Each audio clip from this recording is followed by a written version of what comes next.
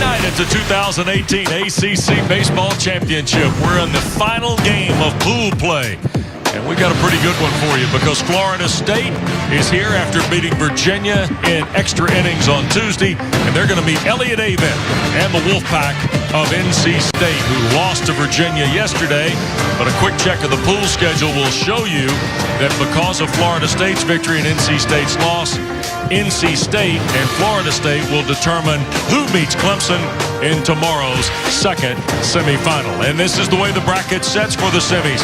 Louisville advanced, pounding Duke earlier today. They'll meet Cinderella Pittsburgh.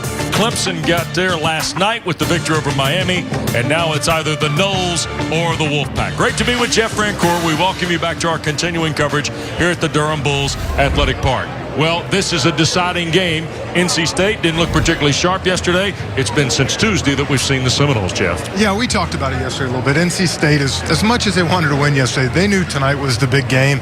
I think they'll be ready. They got Brown on the mound, ACC Pitcher of the Year. What else can you ask for? Well, it's going to be interesting to see how this fits tonight because NC State, of course, on Tuesday, Florida State the winner. The Noles, Reese Albert scoring Drew Mendoza in extra innings. Virginia suffering a one-run loss in that ball game.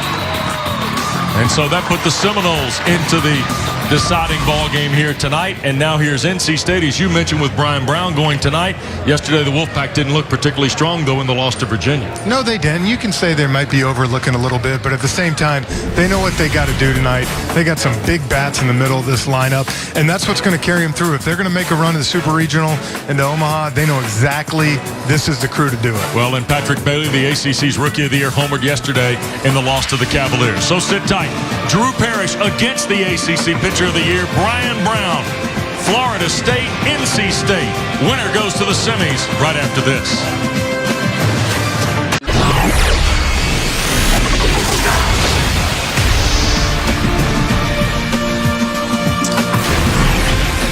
Well, the crowd's still working their way in. In fact, some are still outside as we get this top 10 matchup for the right to go to the semifinals between the Seminoles and the Wolfpack. NC State will be the home team tonight as the Durham Bulls Athletic Park hosts this event for the 9th time and starts to fill up. We're going to have a really, really good crowd, certainly in the grandstand, by the time we put the ball in play. Let's look at Florida State's card tonight for the 39th year head coach of the Noles, and that's Mike Martin, of course. A couple of changes. Nick Durr at the bottom of the card plays at second tonight. Salvatore Luke, and of course Red Applin, and then Raleigh Wells Mendoza. Reese Albert had the big hit that scored Mendoza the other day, and there is Levin, the all-time winningest coach. College baseball history, 1,984 wins for the Charlotte native Mike Martin. And here is the ACC's Pitcher of the Year, Jeff, Brian Brown. 15th start of the season with a 2.37 ERA. And a good-looking prospect for sure here. Yeah, I've talked to a bunch of the guys just around the league on other teams, and they all tell me the same thing. He's got nothing overpowering where he sits there, but he can pound the strike zone, keep it off, keep you off balance, and a crafty lefty like this, I'm pretty sure he knows how to maneuver his way through a lineup. Glenmore, Pennsylvania's Brian Brown gets the ball. There is a change for NC State tonight, and we'll get more details on it, but Dylan Cooper has been plugged in at third for Steven Patera. Mike Salvatore will lead things off for Florida State. He was 1 for 4 batting toward the bottom of the card on Tuesday. First pitch swinging behind the bag. Long throw. They didn't get it. Wilson got to it on the high chop, but Salvatore beat it out for a leadoff single. One thing right there, you see shortstop did everything he could right here, but the problem is he was so far back in the grass that you can see here. Yeah, it's safe. It's not even that close. Right. It's a good try, but hit it in the perfect spot. One on, nobody out. And here is Jackson Luke, who was the most valuable player of last year's baseball tournament at the Louisville Slugger Field. He was 3 for 5 here on Tuesday in the win against Virginia in 11 frames. There's a strike from Brown. These two teams played last week in Tallahassee. Florida State won on Thursday night on a walk-off from Stephen Wells. They won on Friday night on a Reese Albert walk-off, and then NC State won 5-3 on Saturday to take the back end. Luke only hit 154 last week against the Wolfpack.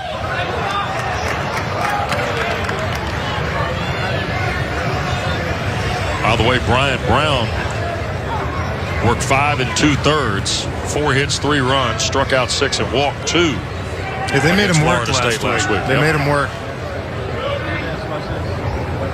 1-1 Salvatore at first. Spins it in there for a strike. Yeah, that's a little changeup right there. That's what he can do to keep you off balance. And a lot of people always ask me, you know, when you've seen a team the week before, who has the advantage, pitcher or batter? And I believe Florida State's got the advantage. When you can see that off speed, know what a guy has, and now you're seeing him the next week, it's quite the advantage to me. Brown, a little soft token throw over to first. That's not his move by any stretch. Salvatore, by the way, is now 7 for 11 against the Wolfpack this year. You think he likes seeing NC State? That's not bad. No. 1-2 it is to Luke. Runs a fastball in, 2-2. Come on, Brown.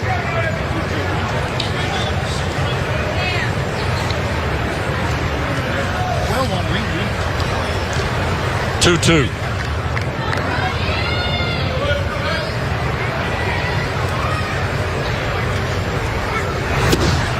Stays low and away. Now it's full. Jackson Luke from Orlando.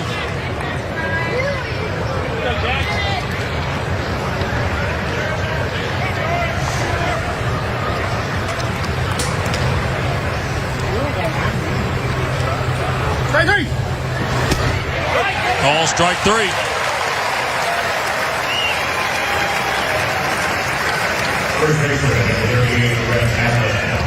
What do you see here, Jeff? Yeah, it just gives him a little something off speed right here. You can see it's such a weird angle he throws that from. He kind of comes aside, but you can see it's a changeup and just floats and comes down. And what makes it so tough like this is you think about a lot of the guys that are pitching now in the ACC. You're seeing a lot of 93, 94 we talk about. This is just a good old school crafty lefty out there. 1 on, 1 out now for Red Applin. Well, I remember we used to go into Philadelphia and you'd be licking your chops to go in there, face some of the guys, and darn Jamie Moore would be throwing 75-mile-per-hour fastballs and jamming you. And it is the most frustrating ABs, but they know how to pitch. They know when that fastball looks 92 sometimes if you see too many changeups. 0-1 to Applin. Brown will throw over. Rhett was 0 for 5 here, but did score a run on Tuesday. We touched on this a little bit yesterday. It's going to be interesting to see. It's 2 full days off since Tuesday's win against Virginia. NC State played yesterday. Does that carryover help the Wolfpack, hurt the Seminoles? You know, what's the vibe of the format, if you will? Fouled off, 0-2 to Applin. Well, I think for NC State, Florida State could go either way, but NC State, I'm sure they're glad to get back on the field today. I know that yesterday in the big scheme of things didn't matter, but at the same time, anytime you strap it on, you want to obviously win a baseball game. Carolina looked happy to be playing today, didn't they? They did. You know, they know what's coming up, but for NC State, I think those guys were ready to get back out on the field today. 0-2 it is to Applin. Lefty on lefty matchup here. Chop foul. Sure, Coach Martin and them, I know they practiced the last couple days. I'm sure he got a couple 18 in. I don't know. We may leave that up to Lindsay to ask. Yeah, we actually need to. Trying to measure him for one of your golf games in the summer, aren't you? I am. Got to get ready. 0-2 and a throw over. Man, all these wins, I'm sure going to get some postseason bonus money to bring on the golf course. Oh, me.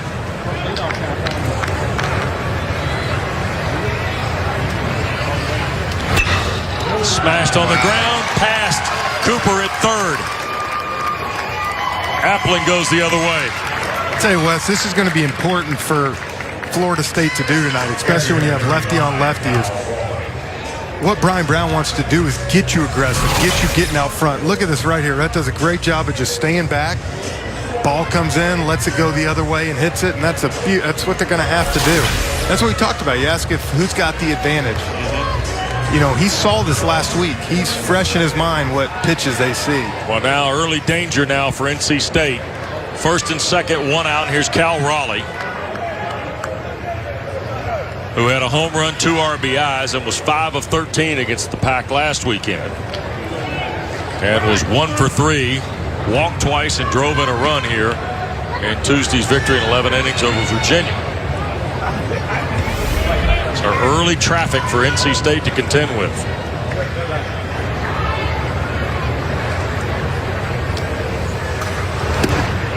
There's a strike.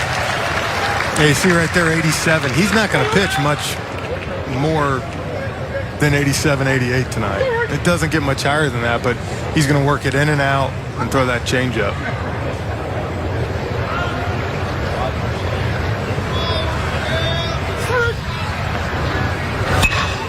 Toward the gap in left center, long run, won't get there. McLean. They'll hold the runner at third. In comes Salvatore. Raleigh delivers the RBI. 1-0 Florida State. He tried to go another heater right here, and I'll tell you what, Cal Raleigh was ready for this one.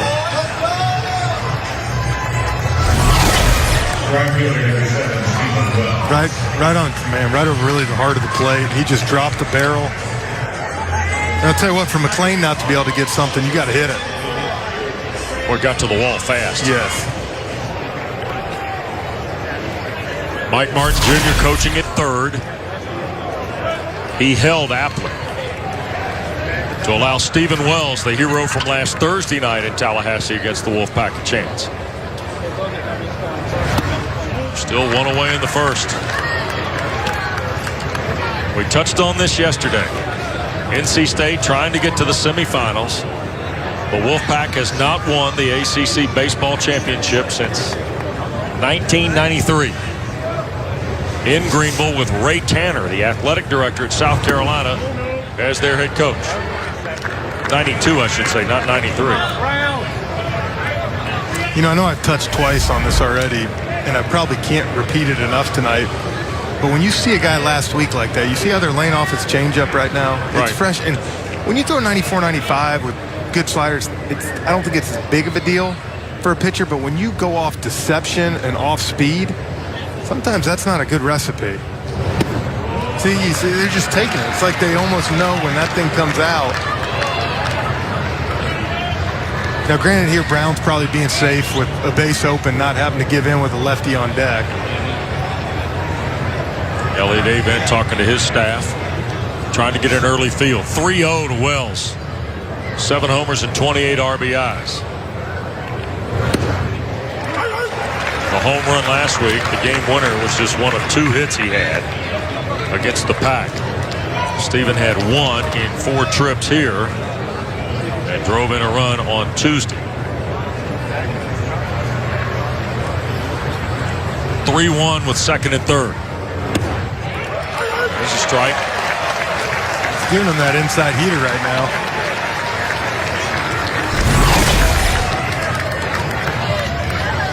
By the way, Jack Conley doing the catching tonight. Patrick Bailey will serve as the designated hitter for the Wolfpack. Nice target by Conley.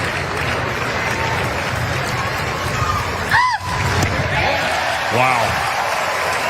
There's that changeup right there. And he's able to battle back with 2 heaters, and you know, more than ever now, I feel like 3-2. People used to always say you're in a good hitter's count. I believe 3-2 is almost a pitcher's count now because of how good their off-speed stuff is. You see right here, you got aggressive, think he's getting a heater, swings right over it. Ball 4. Give Brown credit. It looks like he's got same arm slot. No, he does. Great job. Well, you know, to be the ACC Pitcher of the Year and to put up some numbers that he's done, obviously you know what to do, and you can tell as much. Many NC State fans are here. They kind of think we're a little shocked after that quick 2-run double. 2 out, 2 on. Mendoza can't touch the fastball.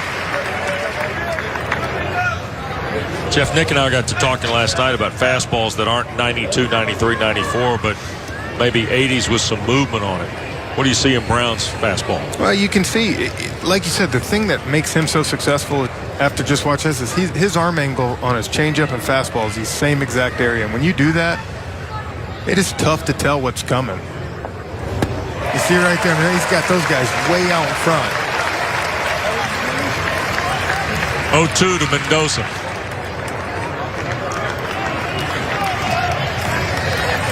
That's Applin. He's at third. He's singled. Raleigh drove in the run. He stands at second.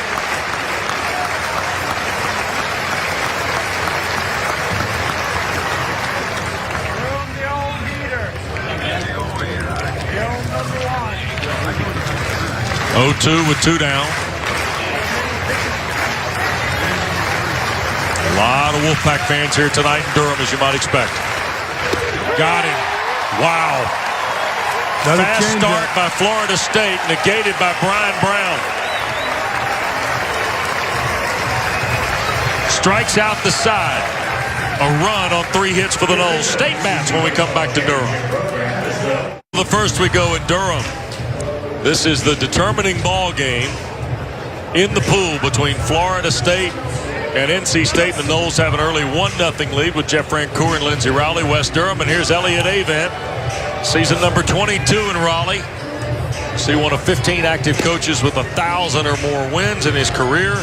831 have come with the Wolfpack. And here's his card tonight, brought to you by Bojangles. Kinnaman has moved up in the order to hit second. Bailey, we told you, is the designated hitter. Conley does the catching. And as we told you, Dylan Cooper plugged in to play third. Bats at the bottom of the order. And Florida State, like NC State, brings a left-hander. Here is Drew Parrish starting tonight for the Noles, Jeff. Yeah, I'll tell you what.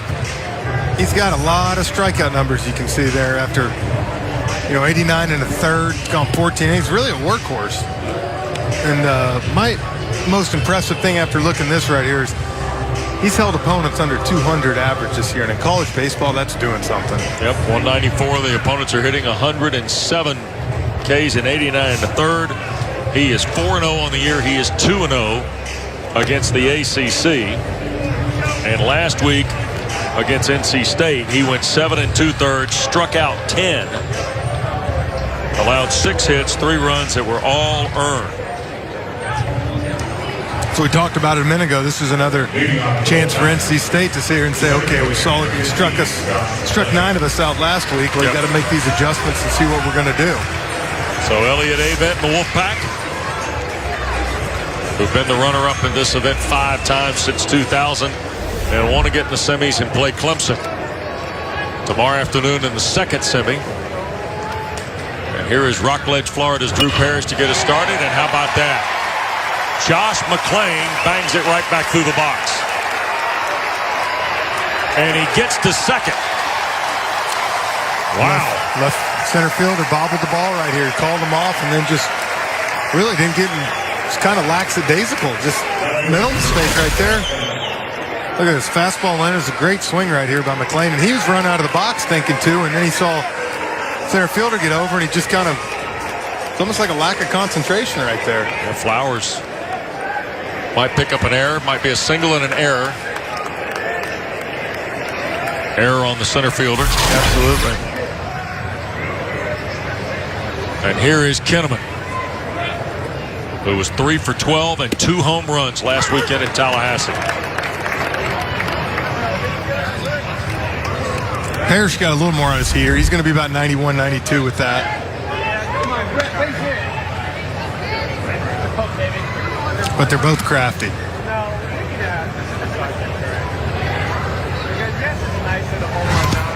Fooled him there. 0-2 very quickly to Kinnaman. That's his old slider right there, and that's his second best pitch, whereas Brian Brown's more of a fastball changeup guy. Parrish more fastball slider guy. Kinnaman was 0 for 4 and struck out 3 times here yesterday in the loss to Virginia. It's called a hat trick. And not a good one. Not a good one. No.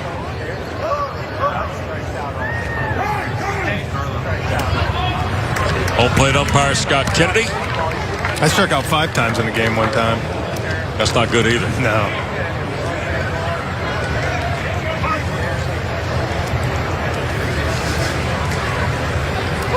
Hope you had a game the next day. I did. Actually, Bobby threw me back in there. 3 knocks. Fastball struck him out. Fastball up in the zone right there. It's a big pitch right there after giving off the... It's picking your teammate up right there.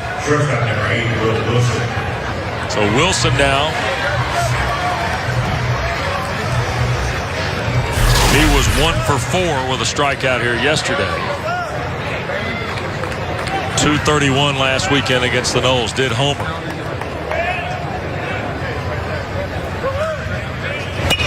That ball sizzled out to center. Flowers will come up and make the catch. 2 away.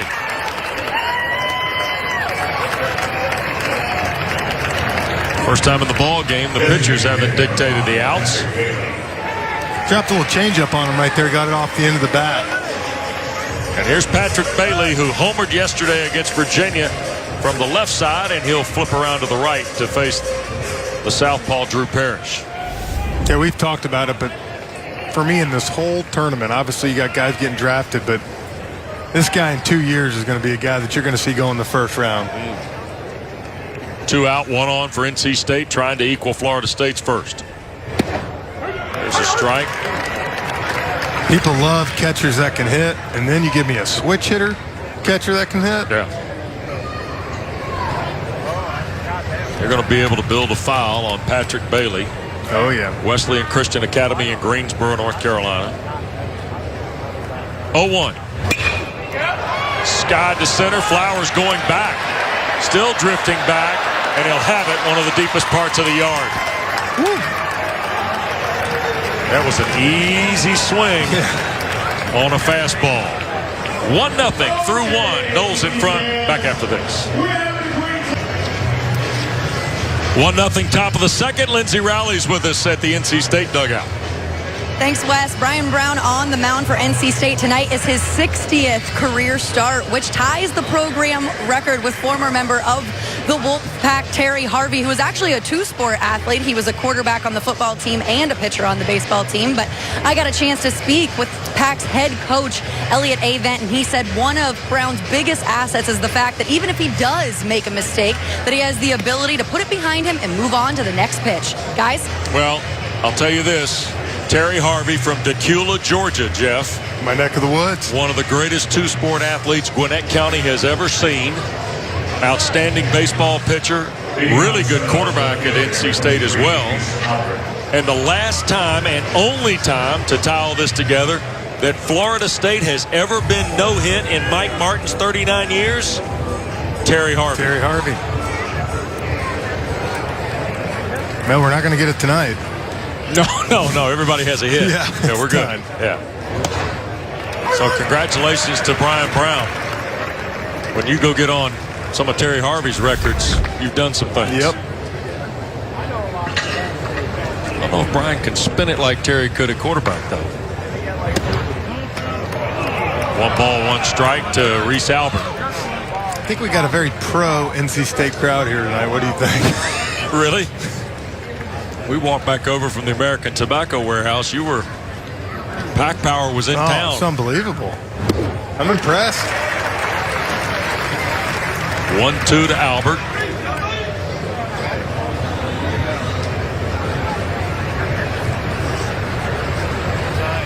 NC State fans really enjoy the baseball. Got a great facility at Doak Field at Dale Park. Elliot Avent now in 22 seasons has done a really fine job.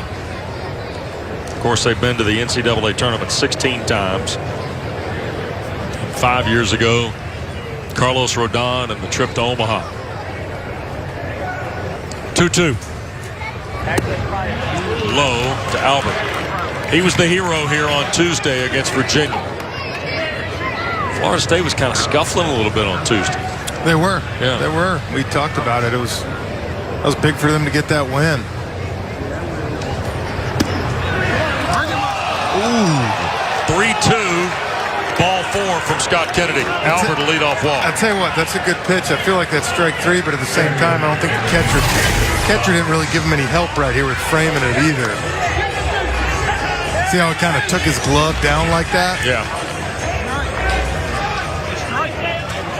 Yeah, that's a... Whew. See, coach ain't too happy.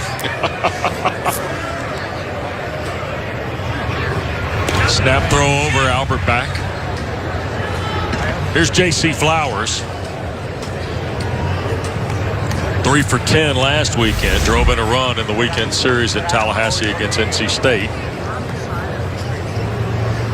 Flowers was 0 for 5, struck out twice here on Tuesday. Thought about the bunt. Strike 1. You know, I was talking to Coach Monty Lee for Clemson, and we were talking about Coach Martin and his record. And he was like, I don't think anybody will ever beat anymore for this sole fact that who wants to coach 40 years? And he said, not to mention, if you do, you got to win 40 games every year. Right. It's incredible what he's done down there. It is the dynamic. And I don't know of many places that have had the luxury to have somebody like Mike Martin and Bobby Bowden for the tenures that they had them. Never really had to worry about much. Right.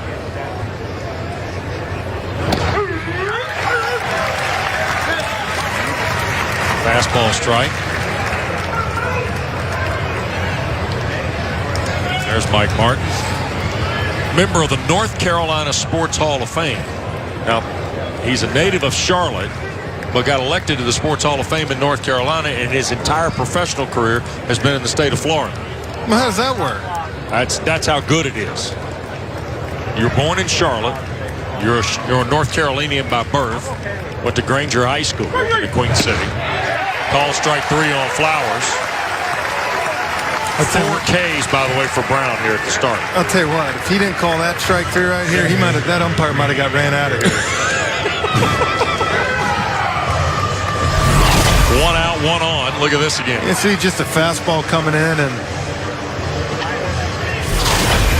it's too close to take. I think Flowers knew it. Yeah, I think he was walking back. Nick Durr steps in. 217 on the year. Did not play here on Tuesday. First appearance at the championship. In for a strike from Brown. In fact, this is Durr's first appearance at the plate against the Wolfpack this year.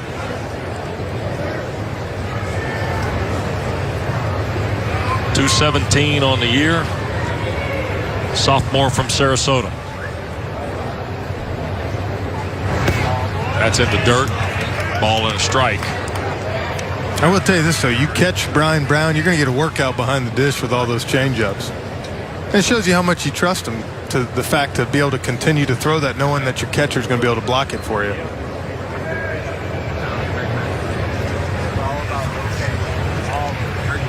One ball, 1 strike, 1 out.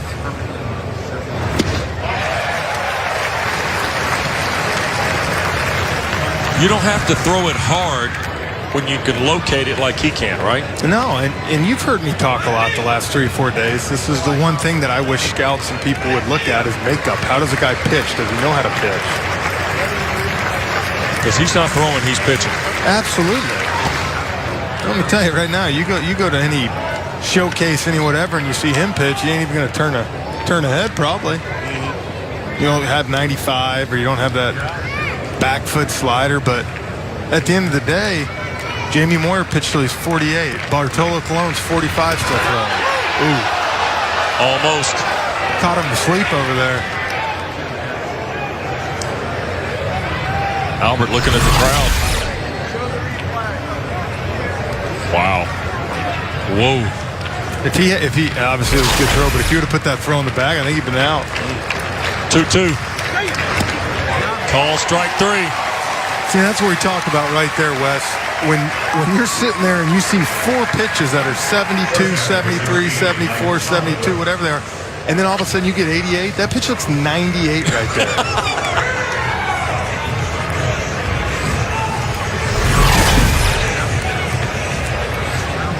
Okay, you see this on the left is his changeup. Look, it's the same exact spot, and on the right's his fastball. It's 2 different arm slots. One arm slot, 2 different pitches. That's how you get guys out. Great stuff by our folks here. Director John Tackett, producer Eric Kendall. It's almost unfair, right? No, that's what I'm saying. That's what you want to say. Hey, look, I can pitch though. 70.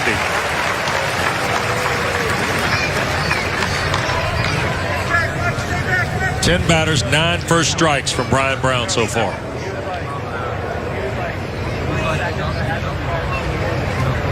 Albert down at first, 2 away. You know, you talk about it. Sometimes when you face a guy like this, I remember facing Tom Glavine when he was with the Mets. You almost got to pick a location or a pitch and just sit on it, and whatever else he throws, you got to let go. So you either sit on changeup, knowing that you got to wait on it, or if anything slow happens, you just got to let it go. You can't look for both. It's too tough. Go in the dirt. Nice job, Conley, to cover it. 1 and 2. Looks like he's also willing to see just how far out you'll chase it. Well, he will, and it'll be interesting as the game goes on to see Florida State if some of the guys get up on the plate more, if they move up in the box. 1-2. Fly ball, shallow center field, McLean. Leadoff walk is stranded. Florida State has left 3 through 2. Brown has struck out 5. It's 1-0 Florida State. The 2018 ACC Baseball Championship is brought to you by Bojangles Famous Chicken and Biscuits. 1-0 Florida State. Outstanding crowd tonight, Durham Bulls Athletic Park. A lot of pack power has shown up to watch NC State and Florida State in the top 10. Battle for a chance to meet Clemson tomorrow about 5 o'clock for a berth in the finals. What a perfect night for a ball game, too. Here is the guy who led the pack in batting last weekend in Tallahassee, Brock Dethridge. 5 of 13, 2 homers, 2 RBIs. And he draws Drew Parrish to start the Wolfpack second. There's a fastball in for a strike.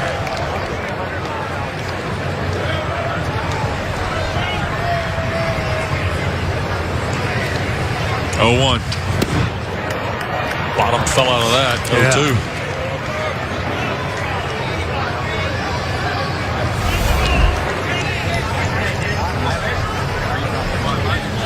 1-0 Florida State. They had 3 hits that produced a run in the first. Left 2 stranded. The RBI belongs to Cal Raleigh. Mike Salvatore had a leadoff single. 2 batters later, Red Applin added to it. Ooh. Good eye there. There's a ball off the plate. It's one of those where I know it looks good because it hits the catcher's mitt, but he's off the dish. 2-2. Call strike 3. That's a great curve right there. Froze him. Second strikeout for Parrish.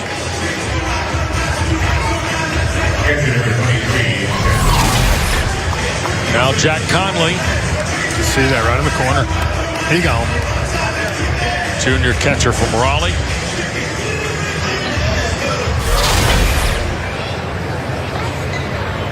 Conley did not play here yesterday. Was 1 for 4 last weekend in Tallahassee. Did start a ball game. Parrish was. Bailey was moved to the designated hitter spot. Patrick Bailey was. I bet you Conley caught Brown last week. When you have a guy with that much of a changeup and you get, you know, a personal catcher. Like Maddox used to have. Yeah, Eddie Perez. Eddie Perez, yeah. Oh, man, when you're catching a guy like that, you just hang on for dear life. Get you 10 years. You would be correct. Yep. Off the plate, 2-2. That's one of those relationships you just develop and you trust him. I guarantee you, if you watch Conley during the game, he ain't looking in the dugout. He's calling the game for him. 2-2. Call strike 3. And we got a lot of walking back into the dugout. Yes, we do. now. A lot of turns. Just another little curveball right here. That little curve slider, and you just see it. They're giving up on it. Righties are giving up on the outside part, and lefties getting bent back on it. 13-4. Strike to ball ratio.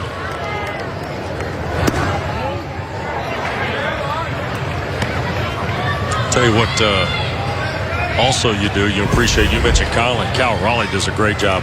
Absolutely. Framing it. Fastball. And you know what else I like? These are two catchers that if you're watching in here, they're calling the game for the most part. You know, they might get some ideas, but they're letting them work and know the pitchers and have a game plan. 2-1. Evan Edwards batting 7th tonight. 0 for 4 with 3 strikeouts here yesterday. 2 hits last weekend at Tallahassee. Chop foul. You want to know what's coming right here, Wes? Change. No, a little slider at 77. Little slider at 77. Yep. Okay. 77 is the number. 78 was the 78, answer. I'm sorry. And a slider. I'm sorry, I was off by 1. Strikeout. Let me go home. Parrish.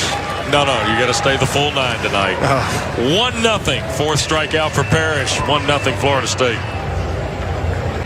1-0 Florida State. We go to the 3rd. And Brian Brown so far has been very solid. He has struck out 5 Seminoles. See right here, he settled down a little early. You could tell he might have been a little amped up. Everything was up. But once he gave up that double to Cal Raleigh, it's almost like he locked it in. You see him there. He's hitting his spot. He's really striking guys out with the heater after setting him up off the changeup and kind of working backwards. But you can tell he's in a nice groove. Parrish is in a nice little groove. It might be a low-scoring game tonight. Yep. Which is different when you got 2 good offenses. Jackson Luke leads off the 3rd. He was called out on strikes. They're posting K's here at the D-back.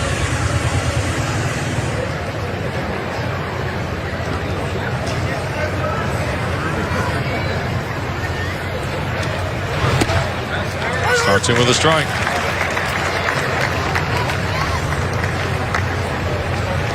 Ten of 11 now. First pitch strikes for Brian Brown.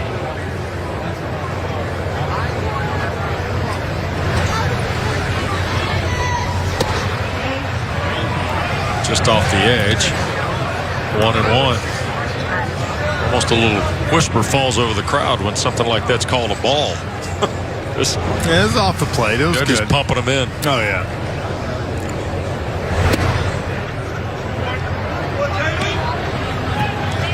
I like the fact the guy understands he's not throwing hard, but he's throwing to a spot, and he has no problem slinging it across the plate. Absolutely. To right, but foul. See, that's one of those, again, right there we talked about. It was 84. It's a fastball, but it probably played closer to 90-91 because you have to respect the changeup. It's his best pitch. So where's the slider fall in it then? You know, it's one of those things that I would imagine this started the 2nd time, maybe the 3rd time through the lineup, you'll start to see it more. A lot of times, you know, guys like this, to go deep into the games, you got to save something. You can't just show the whole bag of tricks right off the bat. 2-2. Ran that one up, count full. You know, sometimes when you play, I remember a game in the first at-bat, you might see all 3-4 pitches and have an 8-pitch at-bat. It was a great feeling knowing you're probably going to face him 2 more times, and you've seen a slider, you've seen the changeup, you've seen the heater.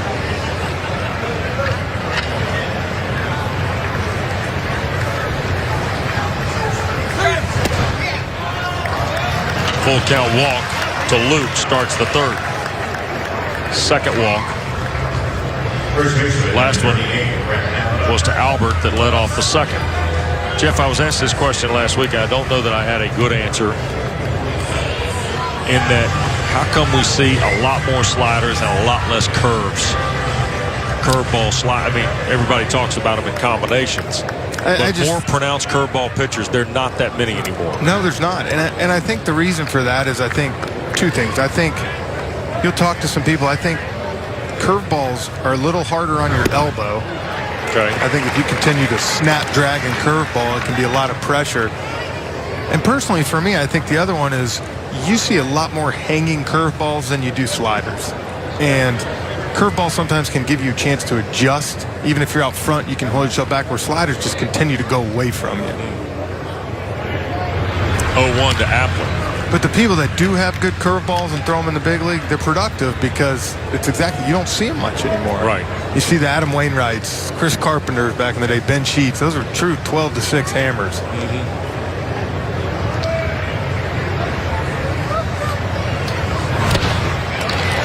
Yeah, Sean Newcomb for the Braves right now.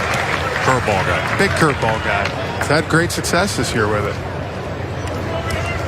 But you think the injury susceptibility is part of it? You talk to Wainwright, who's a good buddy of mine. He's had 2 Tommy Johns now, and he said that last one, no doubt it was because of just how many curveballs he threw. He's like, you think about how hard you're throwing and the torque on your arm. Like yourself, the ball's in the dirt. Try to get him at second, tagged down, safe is Luke. Ball in the dirt from Brown, and Luke steals second. Or gets second on the wild pitch. Great job by Conley right there. He almost had him. Yep. Ball got away, and you can see he really spiked this one right here. That was the slider right there you were just talking about. That wasn't the changeup. Maybe that's why he's not throwing the slider. Good point. Well, he made that competitive. He did. Well done by Jack Conley, but it's still runner at second and Luke, and nobody out. And here is Applin with Raleigh to follow. Brown going to have to kind of dig through this again as he did in inning number 1. And, you talk about arms. I think John Smoltz is a big advocate of the pitchers, and when they're younger, throw fastballs. Don't throw off speed at age 10, 11. People are developing. Smash to right. That will get down ahead of Deathridge. Around the corner comes Luke from third, and it's 2-0 Florida State. RBI for Applin. Boy, that's just a fastball left up in the zone right here. And he turned on it real nice. Great job. Stayed back. That one will get 11 excited.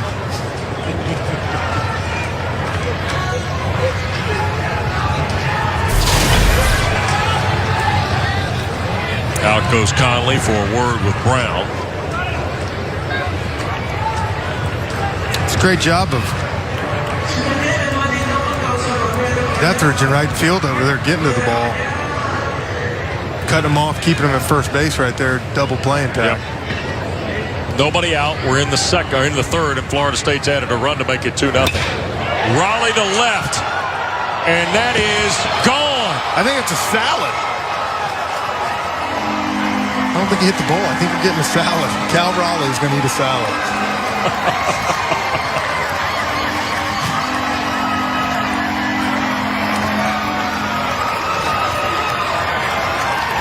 See the replay in a minute here and see.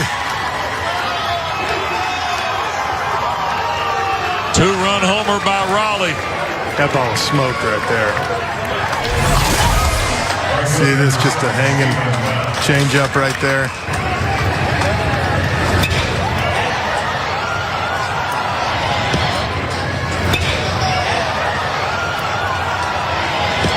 Oh, no, got the cow.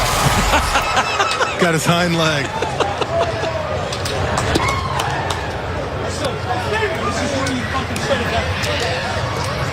Two-run homer by Raleigh. They're excited. 4-0 now in favor of the Noles. Swing and a miss by Wells. Second time through the order here now against Brown, who struck out 5 of the first 9 he faced. Noles are maybe starting to measure here a little bit. They've got 5 hits. You can see him laying off on this changeup a little bit more. I don't know if it's, like we said, the second time through, they're recognizing it, but the one he threw to Cal Raleigh right there was just on. Wells to left. Going back, Kinnaman hits the top of the wall. Kinnaman will pick it up and fire it in, and Wells has the double. That's another changeup right there, Wes. It just hung and he waited on it. Did what he's supposed to. Just missed a homer. 11th double for Wells. See right there. It's crazy how it is. As good as he was. Look at that right below the yellow line up there. Yep. As good as he was with the changeup last inning, now he's keeping it right up over the middle of the plate. And here's Scott Foxhall, the Wolfpack pitching coach, out for a visit. Come out and chat with Brian Brown.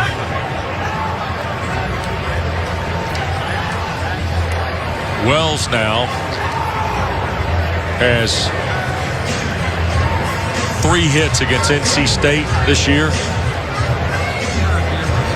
And all of them are extra base hits, 2 doubles and a home run. Guess if you're going to get a few, you might as well make them count. Yep. Drew Mendoza, who scored the game winner here on Tuesday against Virginia, is due up. Still nobody out and 3 in the 3rd for Florida State. Of course, the winner of this gets the 2nd seed Clemson. Highest seed left in the event. The number 2 seed Tigers of Monty Lee.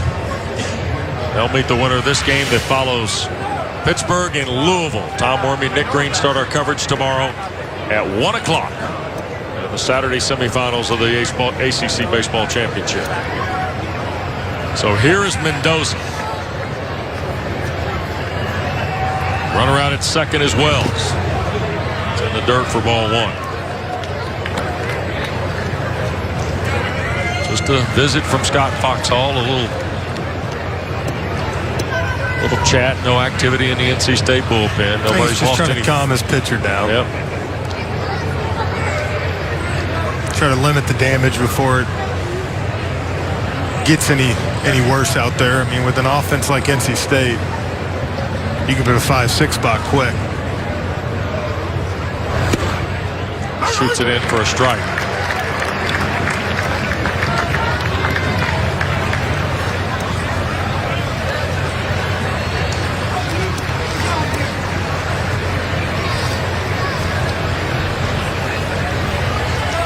One ball, 1 strike to Drew Mendoza.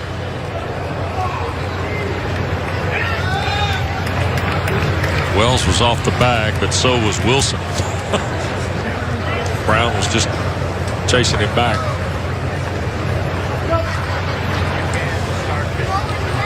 Sophomore from Mineola, Florida waits. Lifted back this way. 1-2. Well, North Carolina shut out Georgia Tech 9-0. Louisville beat Duke. Earlier games on this Friday. Yeah, I think North Carolina took out their loss against Pitt the other day on Tech today. Yep. They look good. Kind of what we expected to see on Wednesday night.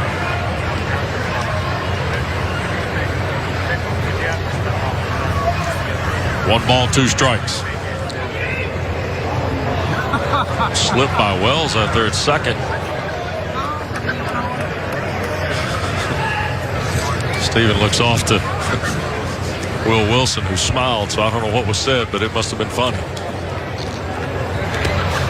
Hit him. 72 miles an hour, won't leave a mark.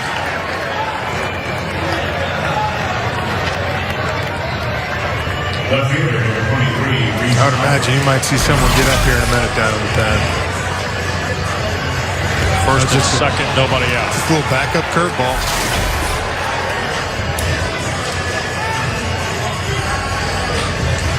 "19 pitches, 10 strikes, 9 balls here in the 3rd.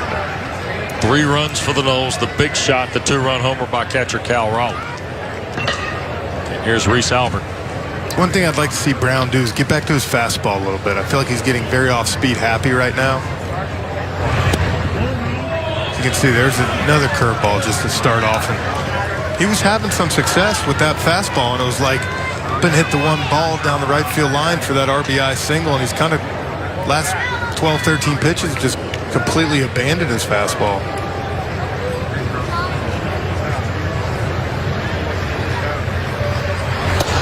One 0, 2-0.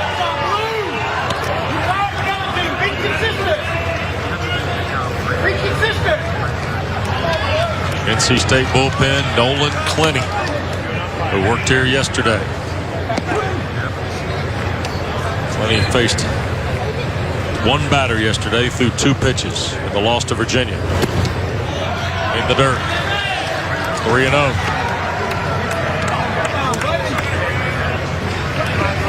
NC State fans are growing a little restless here. Yep.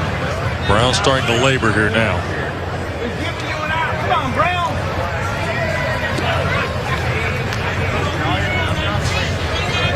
3-0 to Reese Albert.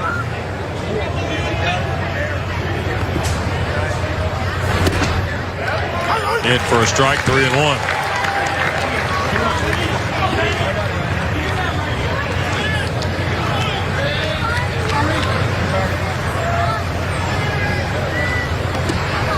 First and second for Florida State. Chance to add to what is already a 3-run third.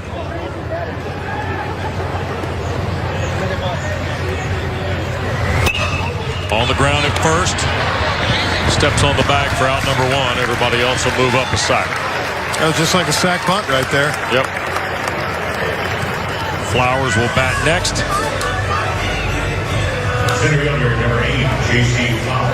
Albert grounds out. Flowers was called out on strikes, an inning ago. Hey, Wes, this is a big part of the game right here. The difference between 4-0 and 6-0 is huge. Yep. Well, we saw it prior ball game, right? Yep. Carolina led, what, 7-0 before you could. You just get too far behind. Yep. And no matter how offensive-driven college baseball is at times, Jeff, those numbers are steep. Yeah, and what happens is you get up 6-0 or so, and as Parrish is on the mound, he feels like, you know, he's loose. He can throw whatever he wants, when he wants. You know, if you want to try to start off with the first pitch slider, you can. You can do things that you're not able to do in a 1-1, 2-1, 3-1 game. Right.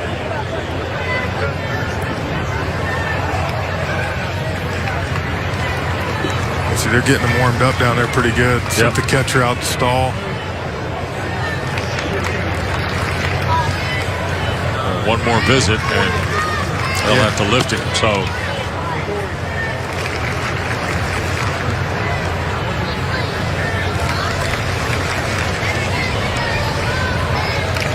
only Clemson's hit more home runs than the Wolfpack, who are 4th in the country with 80, and now Scott Foxhall is out. Coach doesn't want to take any more chances right here. Nolan Clenny. He wants to go righty on righty right here. I'm sure he wants to strike out. So Flowers will see Clenny. Brian Brown's evening has come to a close. Very promising start, but a tough finish. You can tell he's disappointed. NC State trailing Florida State 4-0. Brian Brown will come out of the ACC Baseball Championship. And in will come Nolan Clenny when we come back to the Durham Bulls Athletic Park. 64 pitches through 2 1/3 for Brian Brown. 4 runs right now, all earned. 6 hits, 2 walks, and 5 Ks. And he is responsible for the runners at second and third, Stephen Wells and Drew Mendoza. And here is Nolan Clenny, redshirt junior from the state of Michigan, who appeared briefly here yesterday and worked briefly last week in the series at Tallahassee. You see the details of his campaign. 53 Ks and 40 2/3. Opponents hitting .211 against Nolan Clenny. You know, I know Brown's disappointed. And it's one of those things. He just didn't have it tonight. He had that one stretch there for about 6 batters where he just keeping it down, had him off balance. But early on in the game, he kept the ball up, and then ultimately he had to go through the heart of the order the second time, and they were all over his off-speed stuff. And we talked about it, Wes. When you see a guy 7 days ago and you see him again, especially with not the overpowering kind of stuff he has, it can be tough on a pitcher. So 6'2", 204-pound Nolan Clenny, transfer from Brunswick Community College, into the ball game. Into the dirt for ball one, or ball two to J.C. Flowers. Yeah, I think during the regular season, you'd see Brian Brown still be out there, get a little more opportunities. But when this game's got to stay where it's at. 2-0 to Flowers. At short. Gloved right there by Wilson. 2 down. Boy, hit it hard. That's all he can do. Yep. That'll bring Nick Durr to the plate.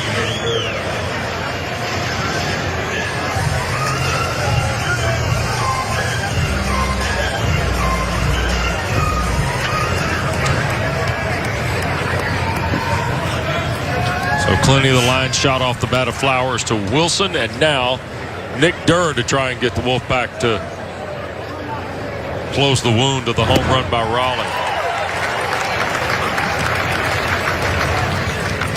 It's got to feel like a complete gear shift change for Florida State now, right? Oh, absolutely. And I think you're bringing in Clenny right here to get 2 outs. I think this is one of those things that you're going to see him come in, get the job done. You'll see someone else start with some fresh innings. Got him. Try to run the fastball in there.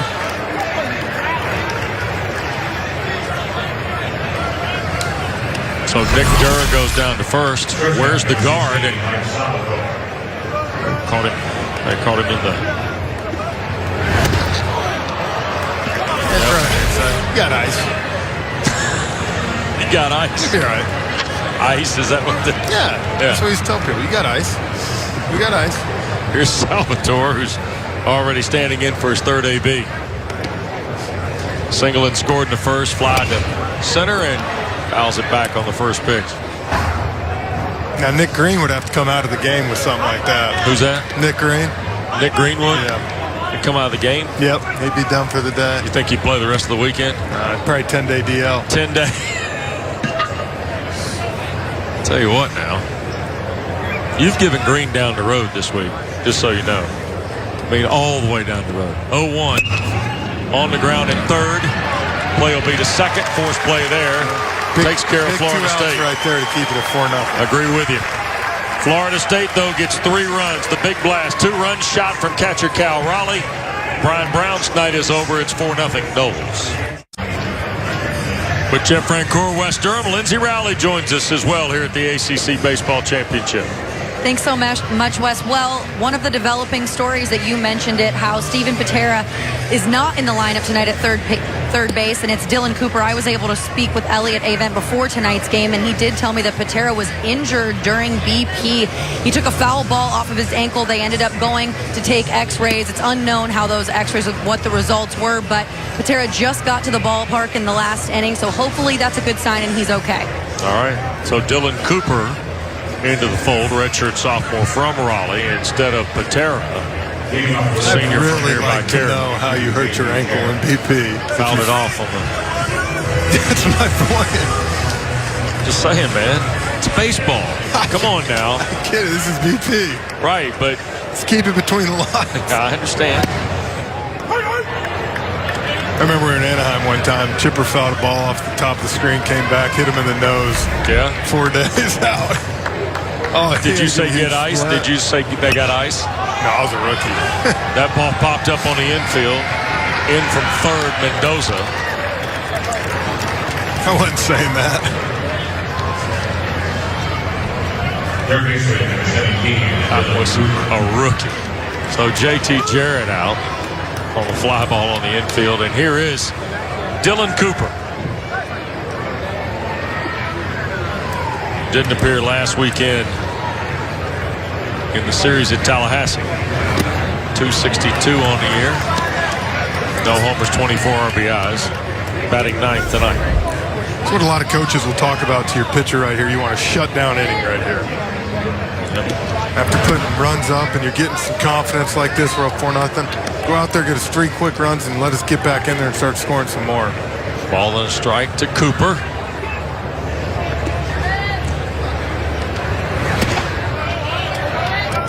By the way, Nick Green challenged your assertion last half inning that, you know, he would have been on the DL when he got hit by a pitch. Said he played with a thumb injury for weeks before finally succumbing to the DL.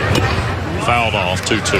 I forgot about the whole Nick Green thing. Now I want to know how you foul a ball off in BP off your ankle. That's what I want to find out still. All right. We might need Lindsay to get the full story. I think she provided plenty of details for us. That was a 2-seamer what the coach was doing. Coach throwing a 2-seamer. Coach trying to get you out. Foul ball up the first base side. We used to have early hitting with the Braves. Remember Roger McDowell, the old synchro baller, and he was our pitching coach. How'd that go? He'd come out and throw, and we're like, I mean, you know, you're struggling, and now he throws, and you just feel even worse. Smashed at third. Nice play. Mendoza behind the bag. Wow.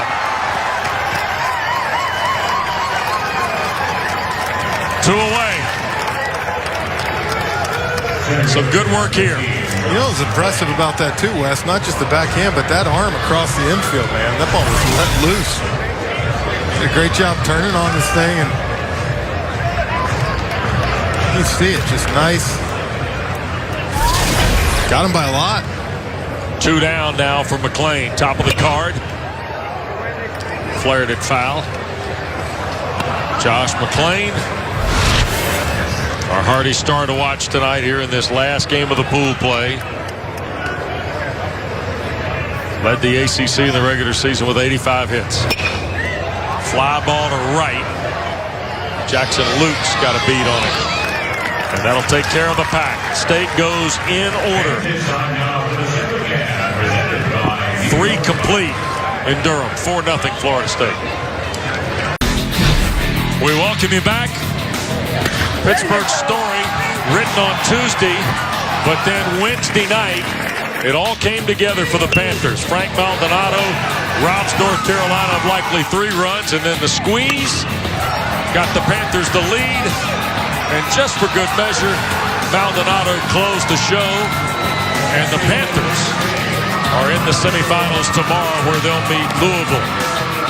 And we are pleased to be joined upstairs now by the longtime coach of the Panthers, Joe Giordano. Coach, congratulations on the first 2 games. Thank you. Thanks for spending time with us. It's awesome to be here.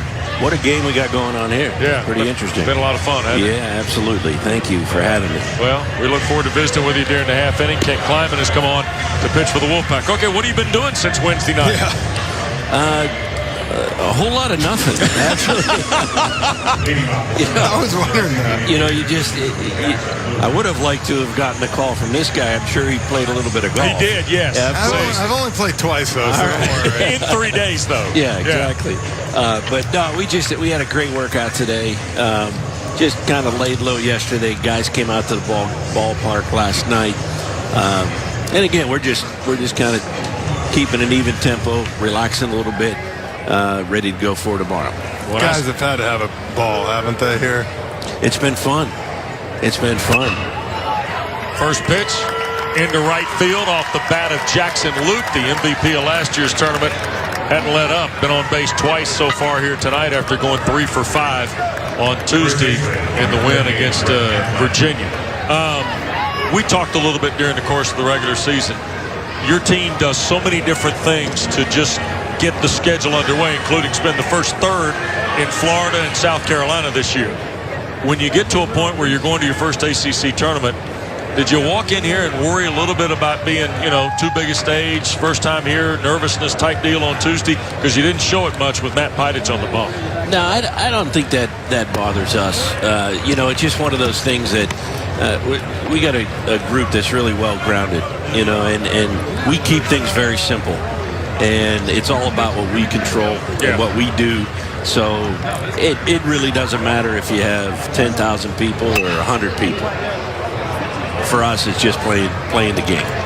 And I said the play of the season for y'all had to be Maldonado's catch in center field. Unbelievable. I mean, that ball falls, it's what, 6-1 or so, and then you're kind of in a Well, fighting way uphill. Yeah, and you get into those situations and you make that play and you just felt the momentum like, hey, because we needed to get out of that inning. Absolutely. I mean, there's no doubt about it. And that catch it has been among many for Frank this year.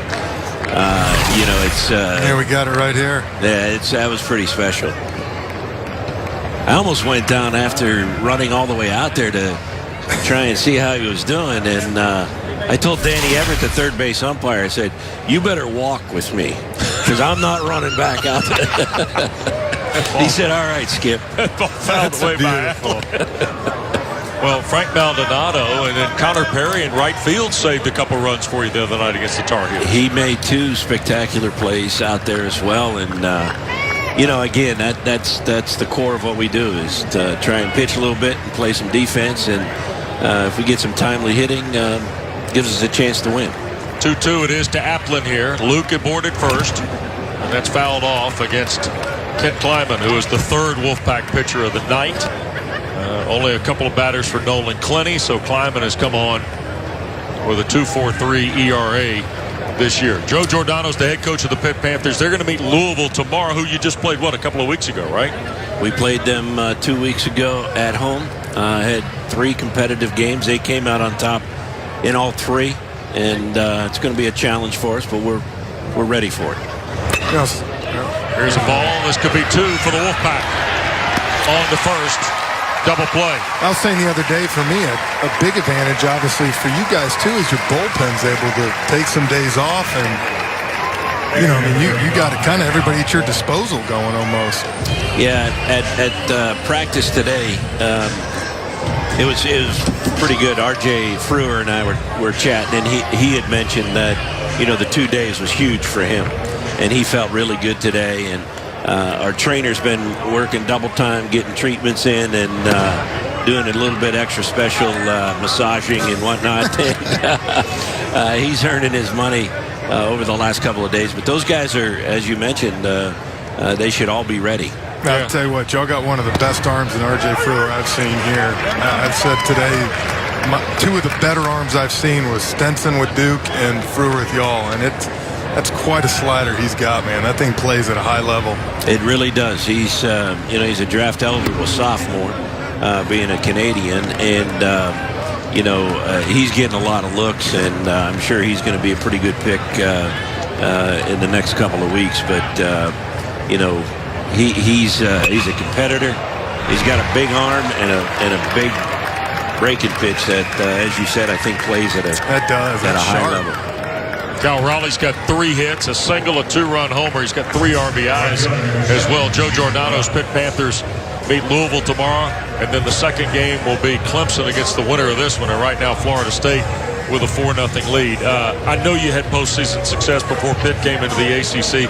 We've talked about getting into this league and the competitive nature of baseball, but what's this mean for your program to get this run in your first ACC tournament, Coach? Well, I think it just kind of solidifies a lot of things that we believe in. Yeah.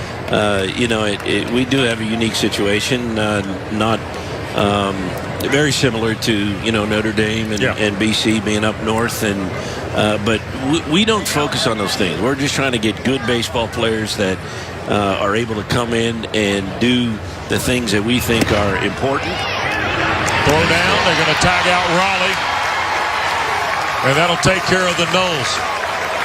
We're going to get you to stay here for just a few seconds if we can. Joe Giordano's with us.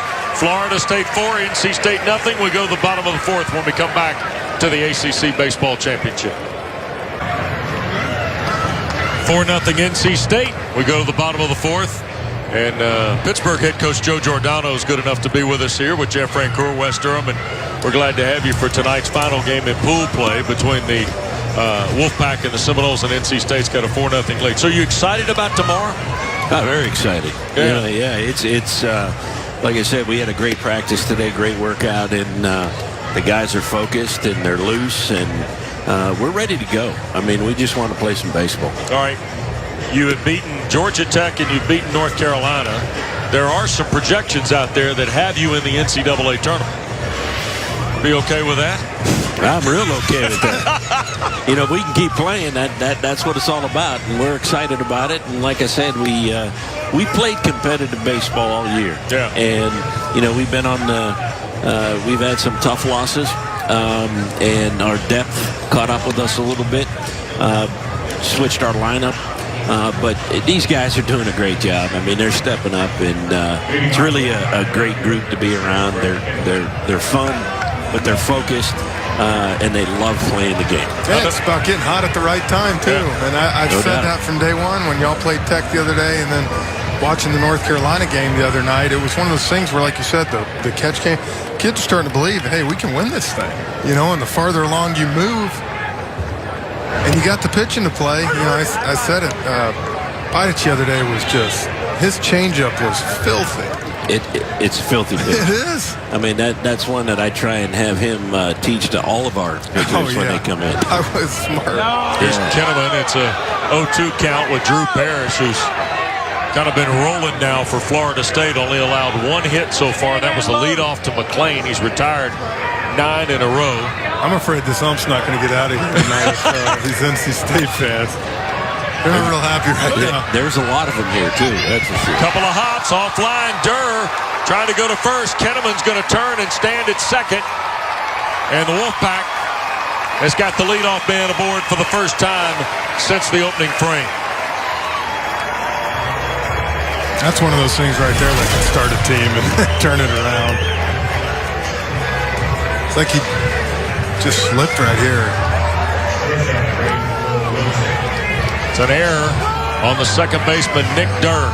First baseman got his feet tangled right there. Yeah, he did. You see that? That's a tough error on the second baseman. Isn't it? That's like when I used to be in the outfield and you'd throw it home and it'd one hop the catcher perfect but bounce off his glove and you get the error. You sit in the outfield with your hands like, you kidding me? Were you waiting on the score in the parking lot, Frank Gore? Yeah, of course. You know me, why not? So here is Will Wilson. We watched Liam Sabino the other night make a marvelous play at second. We know he's a second-team All-ACC guy. Veteran guy, started his career at Vanderbilt, got to your program. That kind of experience tomorrow, is he one of those leaders that maybe says something tomorrow for your club? You know, I always give them time in the locker room, you know, before the game and kind of let them do their thing, which I think is important because they have to play for each other first. Right. You know, and I feel like Liam is one of those guys that is a guy that if he says some words, they're going to listen. Frank does that a lot. Yeah. Alex Amos, who hasn't been in our lineup since the Miami series. He's one of those quiet leaders, tough kid, and we've certainly missed him. But he's another guy that always has some good words and does things the right way, and that's very similar to Parrish. You know, his approach to everything is just phenomenal, and it's great to see him having the success he is. Well, you've been the story of this tournament, out of the 12th seed, and we wish you luck tomorrow. We wish you luck, maybe a win tomorrow, and maybe you get your name on Monday too, huh? Well, that'd be awesome. Delay the golf season a little bit for you, wouldn't it? That's okay. I guess if I now that we've talked and if I have to come up and play, I'm going to give you a call. You're thinking about Oakmont or Fox Chapel or any of those. I guess I can play the field club. I told him he's played. So an elevator takes you from the 17th to the 18th tee. Yeah, it's pretty special. Wes, it's neat. We'll try to get you on one day. Don't worry. That'd be great. How about Laurel Valley?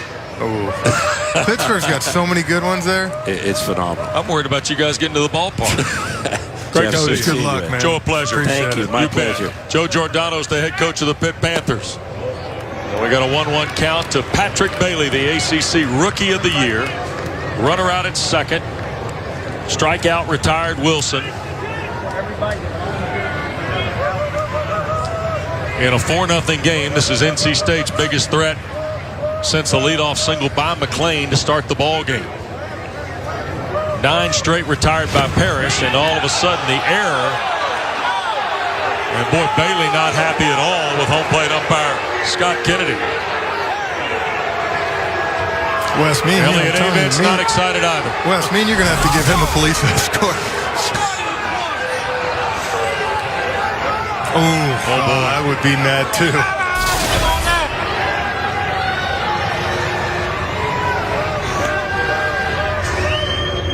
One ball, two strikes. 2-2. What do you think would have happened right there if he called that strike three? I'll tell you, that is one thing, though, with umpires I've never understood. If it's a check swing, why not just go to first? Right. I've always wanted to ask guys that. Why do you have to? He's got the angle. You can't tell from there. 2-2 it is. Breaking ball. Got him for strike three. 2 away. We're impressed with Drew Parrish, strikeout number 6. Look at that. There's that back foot slider again right there. You see it just drop off. And I'll tell you what, I know there's some bad calls, but I'm starting to see a little frustration from NC State too, just from a playing standpoint. Yep, good point there. The freshman not happy at all. 2 down now for Dethridge. Swing and a miss there. This is where, to me, the coaches NC State got to tell them, hey, take a deep breath, relax. Because you see some of these guys getting out of their approach at the plate. They're too good offensively to be taking some of these swings right now. 0-1. 1-1. And you know they got to feel a little bit of pressure. I mean, you look here tonight, there's 7,000 to 8,000 NC State fans here. Yeah. Great crowd here tonight in Durham at the DBAP. These folks have done just a phenomenal job hosting this 45th ACC Baseball Championship. 1-1. Tried to hold up. It's a strike.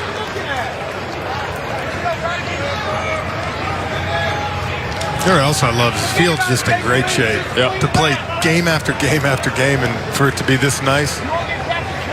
Scott Strickland, the assistant general manager, and his staff have done a tremendous job here getting ready for this event. Swing and a miss. Another strikeout. 7 of them now from Drew Parrish. And strikes out the side after the base runner arrived on the error. 4-0 Florida State.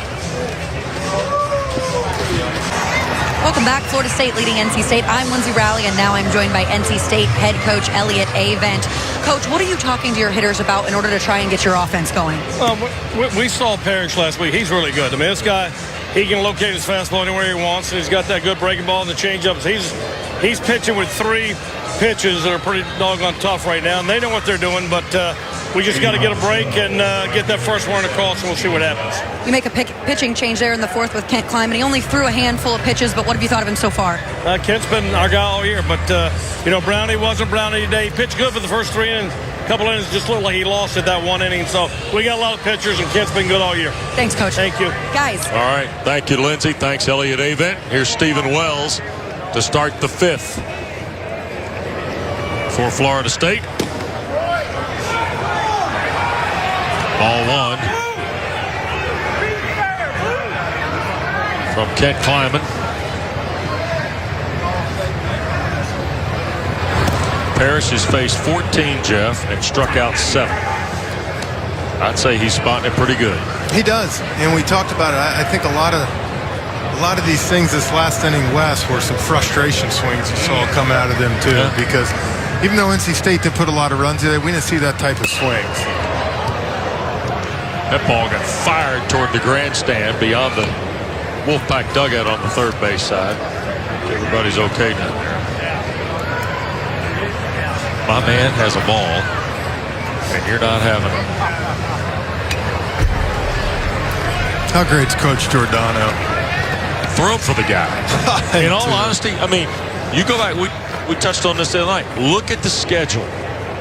Look at the schedule they play the first third of the season. Yep. They spend so much time in Florida, you think they're going to be charged for taxes.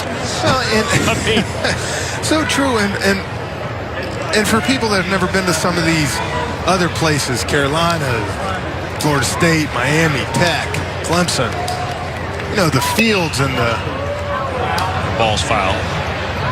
the complexes and everything. Sure. You know, you're already behind the 8 ball recruiting at Pitt for baseball. Right. I mean, it's a fact, and Coach he'll own it. I mean, he says that it's tough. And here's the other part too, and you know this because you were recruited to play baseball, but you're also recruited to play football, where you would have counted toward football. Yeah. Baseball is a fractional scholarship sport at this level. Which it's still a crime. And you ought to have you got to have an economics degree to divide it up a little bit, you know? Not everybody gets the same cut of the scholarship. You're absolutely right. So then add that on top of it. This is the kind of stuff you cherish. I mean, that's why, you know, to be honest with you, when Coastal Carolina made their run of the College World Series a couple of years ago. Everybody loved it. Right.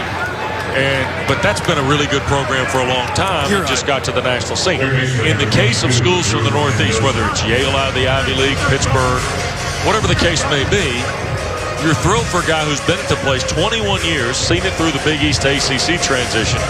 And he told me, Jeff, earlier in the year, you know, we went to the ACC.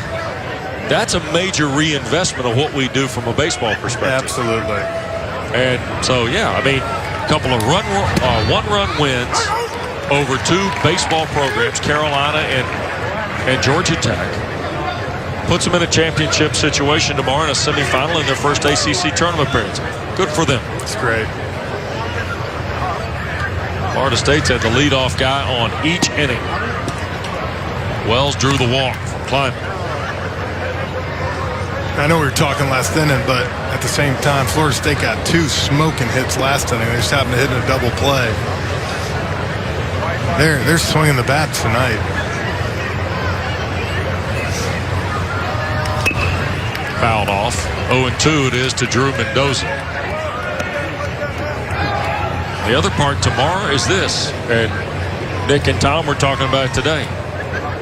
Louisville's, in their first 3 years, has never been to the doorstep of where they're going tomorrow as either the 1 or the 2 seed. Now all of a sudden they have found a way from the 5-hole to win the pool and now have a chance to go to the championship game of the ACC when everybody thought they would be there at some point in the first 3 years. Of course. That's what's great about baseball. There's 1 game tomorrow. You don't know what's going to happen. Yep. You'd be hard-pressed to find a team. Clemson and Louisville have been the 2 most impressive teams here, though. Absolutely. Pool play. They've both been very dominant in both their wins. Yep. I thought the Tigers last night were very workmanlike, Jeff, against Miami. Monty's got a good team. Yeah. He does. He's done a great job there with that program. And, you know, I told you I was able to go out and watch him practice for a little bit today. And just the way he goes about it with the guys. He treats them like professionals. Yep. You know, he's still, like you said, they're college. I still got to pull the reins on them sometime. But, you know, they know what I expect out of them. Full count to Mendoza. The left-hander Kleiman. Ball 4. Walks start the 5th now.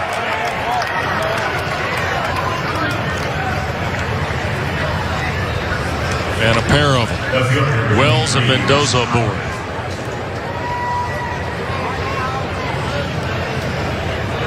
And now here's Reese Albert going down to talk to Mike Martin Jr. on the third base side. As you see, Drew Mendoza down at first.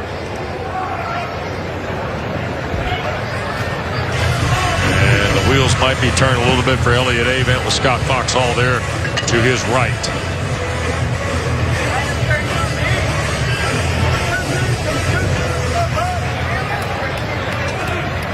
I'm sure that has to do with walks to the first 2 batters here in the 5th. That little chat there. There's the bunt out in front. Kleiman going to go to third. Cannot. And now has no play. Really wanted to try to get it to Cooper, who was on the bag at third and didn't pull the trigger. Now they're loaded and nobody out for J.C. Flowers. You can see here, I mean, that was a great sack bunt. He got the ball and really had to play at third. Yep. I don't know if he was off balance or just felt like, watch this right here. If he gets it and bam, he's got him. Looks like he never got a grip on the ball, I guess. Correct. But I'll tell you what, they're in a tough situation now. Yep. Sacrifice fielder's choice. Here's the score. To 2 on the first. 6-4-3. They'll concede the run. 5-0 Florida State. The double play, though, off the bat of Flowers. I tell you what, really, that's the best case scenario for them right there. At this point, trade 1 run for 2 outs. Well, the only better option would have been a number back to the mound. Yeah. Right? Yeah, you can't have everything, though. Second double play off the Seminole bat. Run scores from Wells. And it's a 5-0 ball game. Mendoza, by the way, at third with 2 down. And here's Nick Durr. The way Drew Parrish is rolling, it feels 5 like, may be plenty. I was going to say, it feels like it's going to be insurmountable the way he's throwing right now, but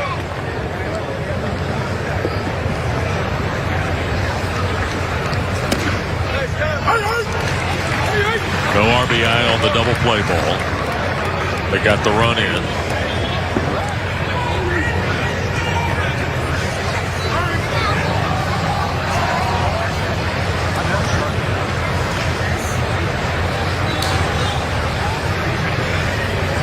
Now Durr and Mike Martin Jr.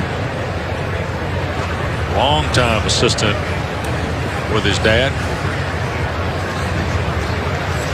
I always kind of wonder if he's going to take over when Pops hangs it up.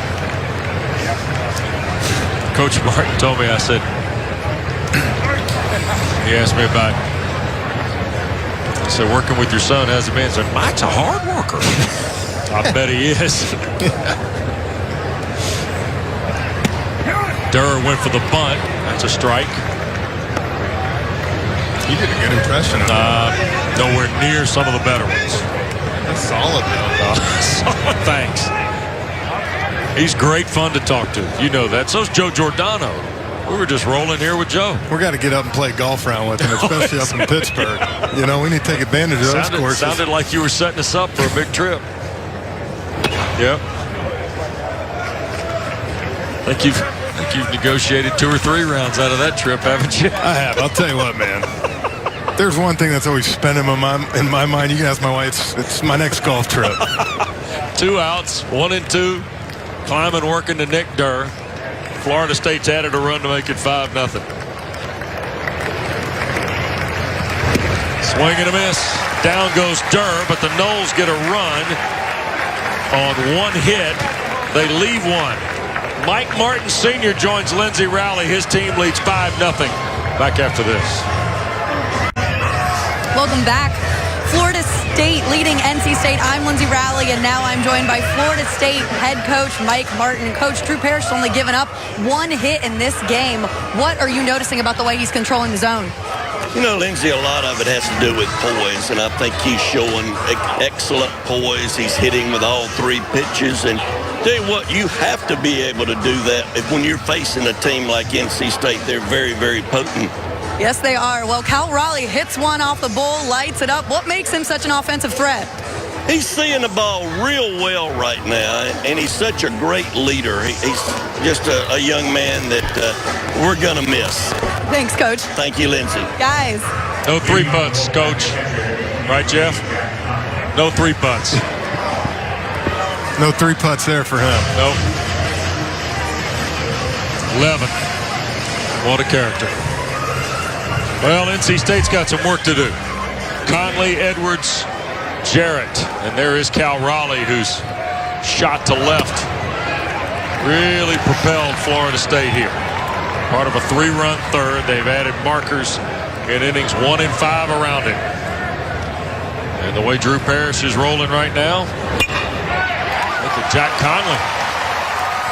Took a 1-0 right back through the middle to start the 5th.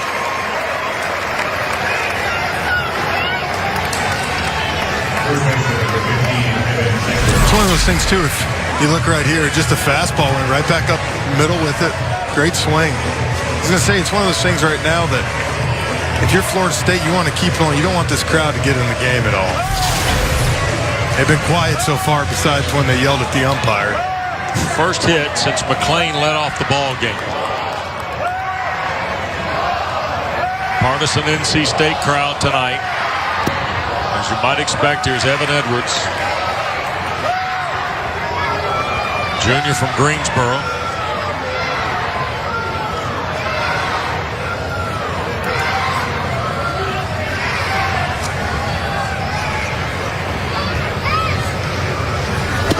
Evan Edwards had 5 at-bats this tournament, struck out 4 times. Yep. It's a transfer from University of South Carolina, Lancaster. Looks like Lancaster, but pronounced Lancaster. Where's that? South Carolina. Thanks. Shot to the gap, left center. Looking up, off the wall. They're going to wave him in. Look at Edwards going for 3, and he'll be out. Oh, Chris Hart thought he got a foot in before the tag. Chris Hart thinks Edwards stuck the foot in ahead of Mendoza's tag. Conley scored all the way from first on a ball high off the wall ahead of Reese Albert. I don't know, but I will tell you this, Wes, he better hope he is safe.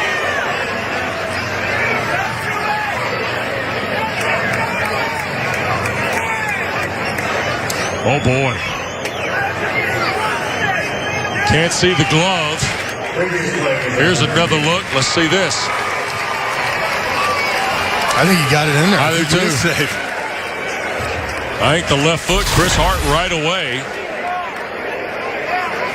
They're under review. All right, let's see here. Foot on the bag.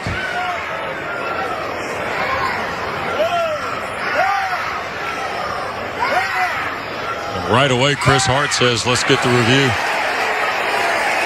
They're showing it on the video board here briefly.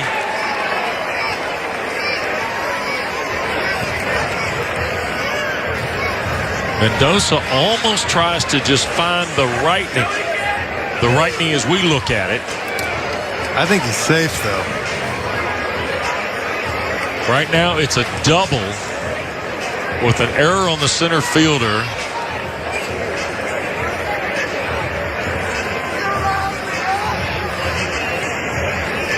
I'll tell you what, I think he got that foot in, but you wonder at the very last second if that got on him at all or not. Safe.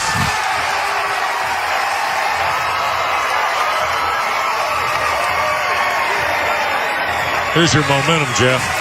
It's momentum because I will tell you this right now. Edwards got away with one right there because that is the cardinal sin he just committed right there. Making the first out at third. Especially in a 5-0 game. Right. And, you know, this could be something that they needed. It's got to be, what, a double and an RBI? Double error on the center fielder that allowed him to go to third. No RBI. I think it's smart right here. I think you've seen Coach go out there. He's going to calm his pitcher down, say, hey, we're up 5-1. Let's get an out here, Wes. Give up a run, 5-2, that's fine. Coach Martin might not want to throw another log on the fire here with the crowd starting to get riled up. I think this is a calm down. Hey, let's trade an out for a run and be done. Flowers, oh, he lost the handle on it. Hey, he just never had it. Thought he had his glove. Made a strong throw to third right here. Yeah, one hopper. Look at this little move here. Edwards could convert a third down the way he handled the shaking the hole. And I'm an outfielder, but I can tell you, I think Nick Green would tell you right there at third base, when that happens, you got to go at the runner right there. Right. You don't wait for him to come to you. Here's JT Jarrett. He popped out to Mendoza at third in his first appearance. Now, Drew Parrish had been rolling right along. And now a single and a double have started the fifth. NC State on the board at 5-1. Tell you what, and I was talking about Evans being right before that 0 for 5 with 4 strikeouts, Evan Edwards, and he might have the hit that really got it done. Woke up the pack. Parrish had retired 13 of 15, and now 2 hits here in the fifth and a run in. Jarrett to right. Caught on the fly by Luke. And Edwards holds at third with one out. That's a smart move right there. I know the throw was a little thing, but with one out, Wes, you don't take that chance. You see right here, he's charging in. Boy, got it out of his hand. He did, and I know it's to the side, but if that throw's anywhere near the plate, he's out. Right. And you see some of the fans here throwing up their hands, and you can't win. Right. Because you send him, he gets thrown out. What are you doing? Right. You've been in the seats, huh? You've heard? I have. I've heard this one too many times. Cooper. Starting at third for Patera, who suffered the injury in batting practice today.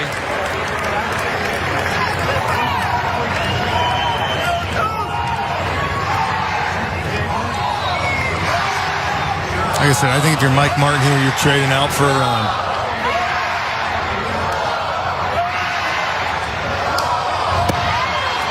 Cooper way off that. Rafael Bornegal is loosening in the bullpen, but I think he's going to come in and play defensively for Florida State.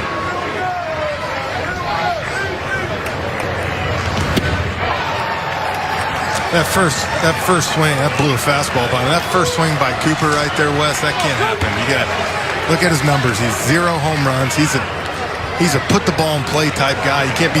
All you need right now is a ground ball to short. Right. It's in the dirt, popped away from Raleigh, but 2-2 the count. Cooper appeared in all 3 games last weekend, but great stop by Cal Raleigh right there. Perfect. Just like to teach it. Struck out in his only appearance against the Noles. Called strike 3, 2 down. Heated him up on the inside edge. Great pitch.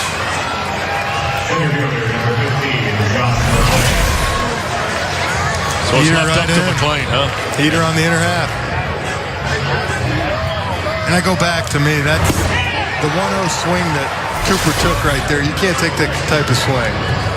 8 Ks now for Parrish. Look at him, too. All sorts. Boy, this would be a big momentum shift right here if he can get out of this inning with just that 1 run. One of the best hitters in the ACC.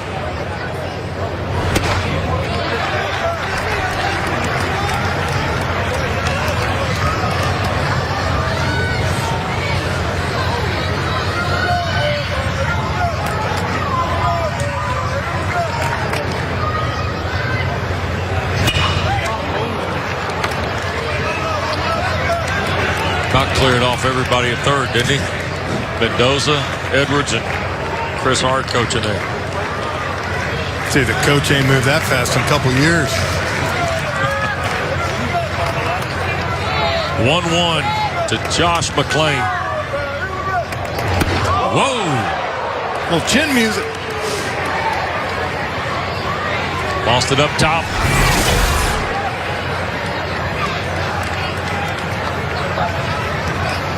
The full spin from McLean. I would imagine you'll see something off speed now after that.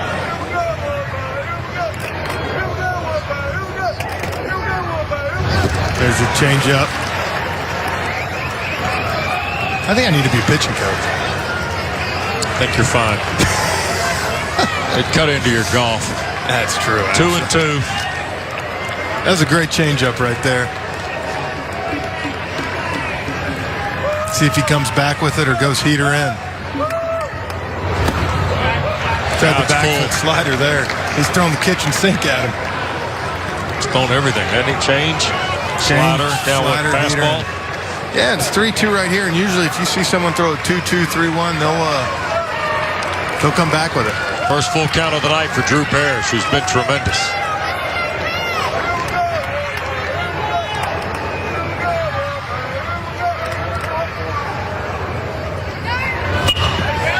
Back through the middle. Full count single, plates Edwards.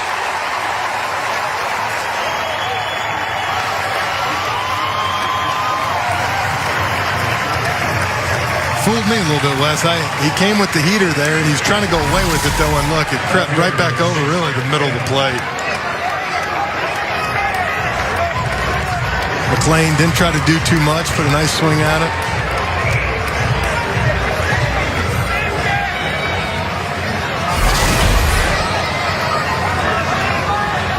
Big run for NC State, just to inch you back closer.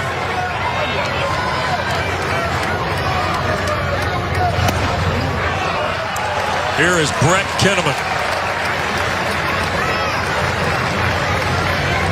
See the number at the bottom. 17 home runs. This whole team can take you deep.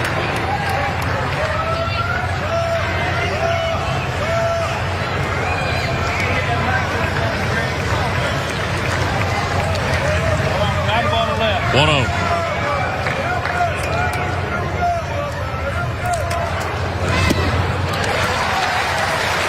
Two and oh.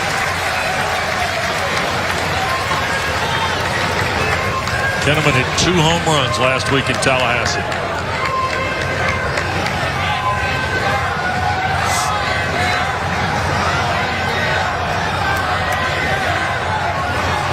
Now time asked for by the Wolfpack left fielder. You almost see after this couple runs, and especially that hit by McLean there, you can see the team start to relax a little bit. I think they're...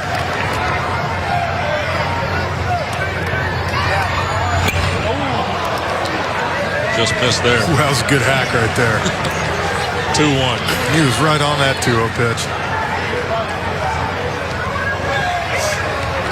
Kinnaman looking down at Chris Hart, the associate head coach of the Wolfpack.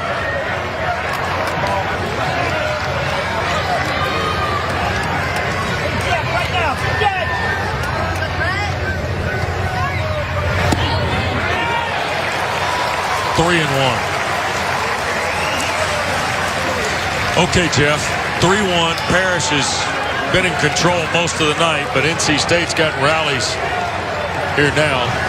I'll tell you what, if he throws him that same fastball he threw 2-0 right here, he might not get it back. Right.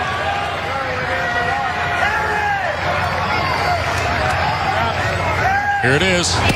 Ball. Ooh. Full count.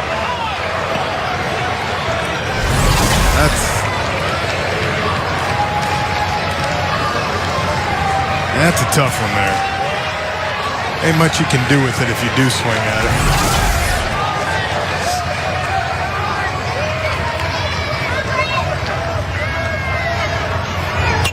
Kinnaman rolls it toward Durham. He will throw to first, and that takes care of NC State. But not before the Wolfpack get 2 runs, 3 hits, 1 error, 1 left. 5-2 in favor. The 2018 ACC Baseball Championship is brought to you by the official corporate champions of the ACC, Geico, New York Life, Bojangles, Food Lion, and Toyota. Beautiful night in Durham. We welcome you back to our continuing coverage of the 2018 Atlantic Coast Conference Baseball Championship with Jeff Francoeur, Lindsey Rowley, West Durham. Tom Wormy, Nick Green have been our great colleagues here this week as well. They'll join you tomorrow at 1 o'clock to start our semifinal Saturday coverage with Louisville and Pittsburgh.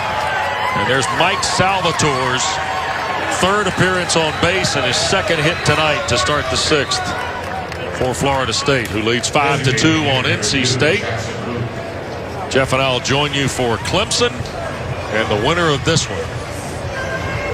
It follows about 50 minutes after the completion of Louisville and Pittsburgh. I know NC State put 2 runs up there, but they got to find a way to get the Seminoles out, or this game's not going to matter how many more runs they score, because right now Florida State's hitting the ball hard. Even their outs are hard. Yep.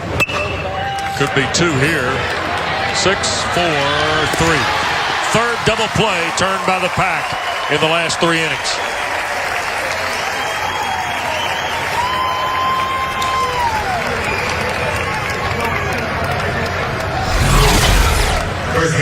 That was one of those routine double plays.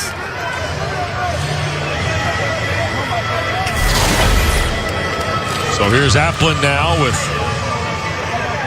And that was big with Applin and Cal Raleigh coming up. Oh, yeah. Brad Applin and Cal Raleigh remind you of those guys that used to be with Mike Martin about 20 years ago. Those first baseman catcher types. Oh, there's absolutely. a ball dancing through. Oh, what a knockdown by Wilson. Won't be a throw, but Applin gets no further than first. Not that he would have taken a big turn anyway, but what a fine play by Wilson.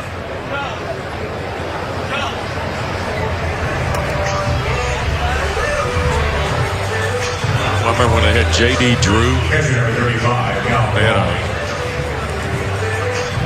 Mike Martin now out there talking to home plate umpire Scott Kennedy. I think this has to do potentially with the substitution, but here's what Raleigh did in the third. You're gonna hit the hind leg on the ball. Mess with the ball, you get the horns. Been holding on that one all week. Yeah, been waiting to see it. Yeah, showed up with that one in your pocket on like Monday night. I had that written down since last week. Have you? Is that right? Worked on it at home before you came? Tournament. 1-0 to Raleigh. It's a big point of the game right here because Cal Raleigh's hit the ball hard 3 times tonight. Yeah. You make a mistake to him right here. He's 3 for 3.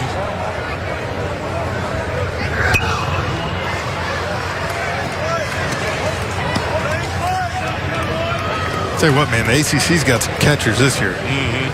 Yep.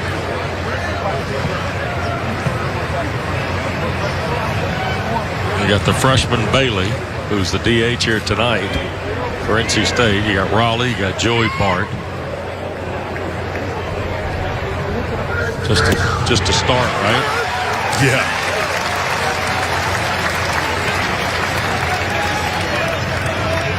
Was impressed with Comer at Virginia.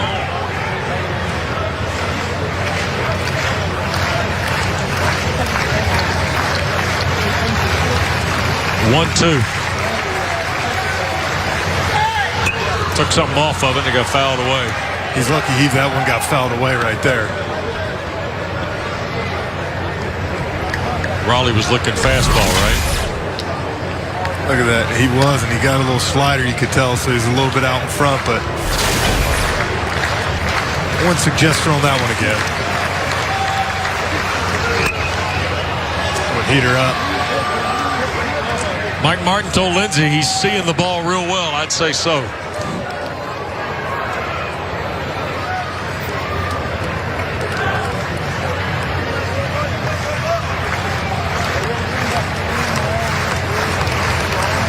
One and two.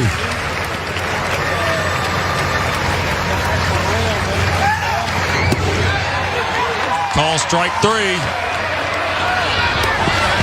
Out 3. Kleiman retires Raleigh. 2 hits by the Noles go by the board. 3, 4, and 5 for State when we come back. The 2018 ACC Baseball Championship is brought to you by Hardee's.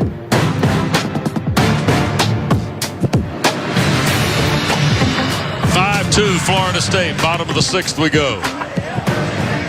Jeff Francoeur, West Durham, Lindsey Rowley. A lot of Wolfpack fans here tonight in Durham. Young and old.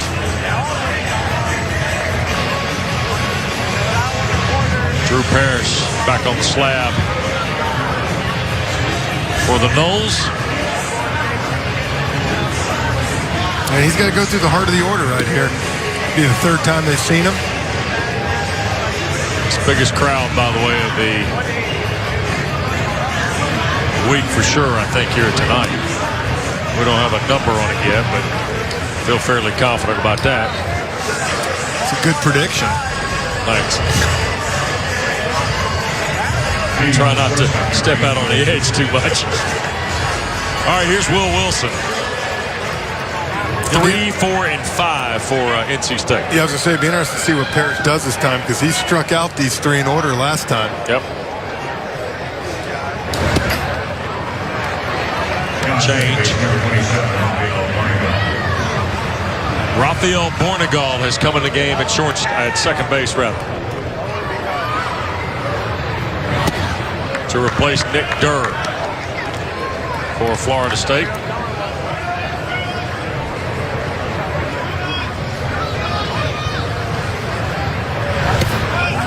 Just like last inning, how Conley got it started with the single. That first swing Will Wilson took was pretty long, pretty big. You want to tell him, hey, listen, you're down 3. Let's just get a rally started. Get a guy on base, and then we'll start. Can't hit a 3-run homer by yourself. 3-1.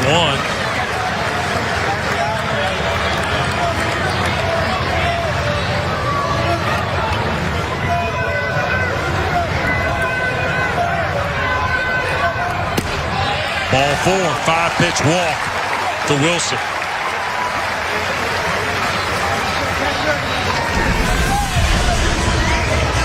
Here we go. Bailey, Deathridge, Conley. And you see Bailey with 11, Deathridge 14. Wilson has 14, Kenneman 17. First walk of the night for Parrish, who has struck out 8 and allowed 4 hits. Now Cal Raleigh out to visit with his pitcher. You got to wonder in the bottom of the 5th if him laboring a little bit, throwing a lot more pitches, that's affected him a little bit here.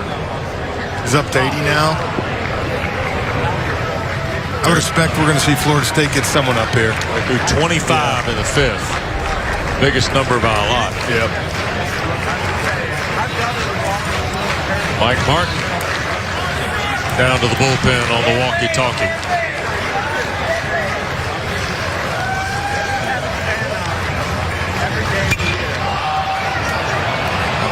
Hug the line and into the seats. Yeah, I don't know if Mike Martin had a monitor or a walkie-talkie or a baby monitor, Wes, checking on his grandkids. No. I think that's a walkie-talkie. Look at that thing. I understand. I think I got the exact same one at home. I'll tell you what, he might let Nick Green borrow it and take it back home. He's the one that's got the 8-day-old. Oh, yeah. You know Nick's wife don't like him right now. 1-1. There's a strike. 1-2 to Bailey. You think Nick's going to get home Sunday and she's just going to drop the baby and let him say, I'm gone for 2 days? Yeah. Close.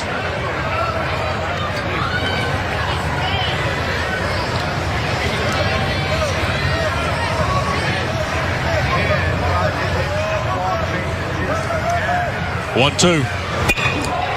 Rolled to third. This could be trouble for State. 5-4-3. Double play. Great turn right there. And that's Bornegal who's back in the ball game for the first time defensively. Gets him out front on a little changeup. Mendoza, get rid of it quick. Bornegal makes a great move and a great scoop over at first. All around, great play. It's a big double play right there.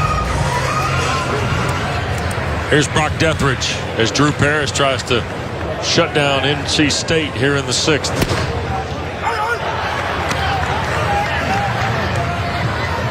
Fastball strike.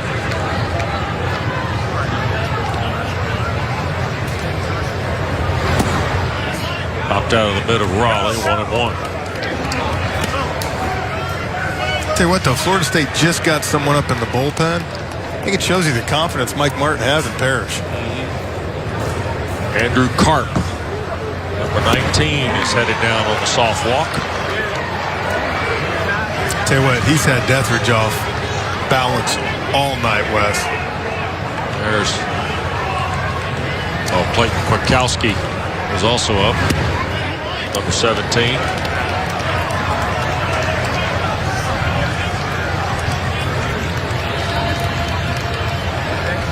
We saw Kwiatkowski here on Tuesday against Virginia. He was pretty sturdy, I thought, in relief. Breaking ball, strike 3, Deathridge. Second time tonight, he's got him looking. 3 strikes, 3 strikeouts for Deathridge. Of Parrish's 9. Right across the plate. Nothing for State in the 6th. The 2018 ACC Baseball Championship is brought to you by Mayfield Creamery Ice Cream, a proud partner of today's ACC tournament coverage.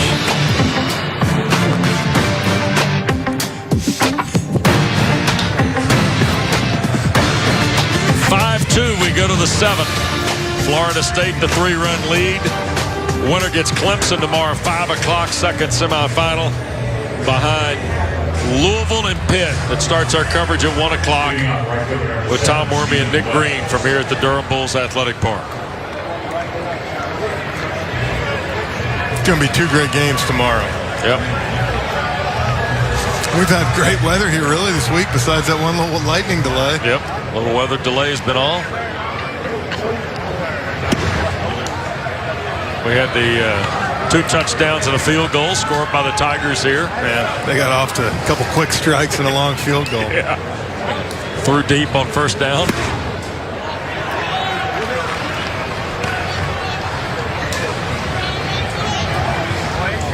Did you share with Monty Lee today that while his team was scoring 21 runs against Notre Dame, I was on number 8 at Old Chatham. Yeah, that you were playing golf. I did. Okay, good. And you know what he told me?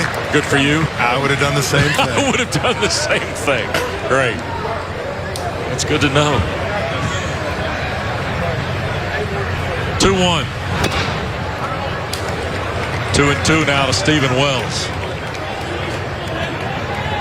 Interesting to note from last week's 3-game set at Tallahassee, Wells hit the walk-off on Thursday in the 11th, and Reese Albert hit it on Friday in the 10th.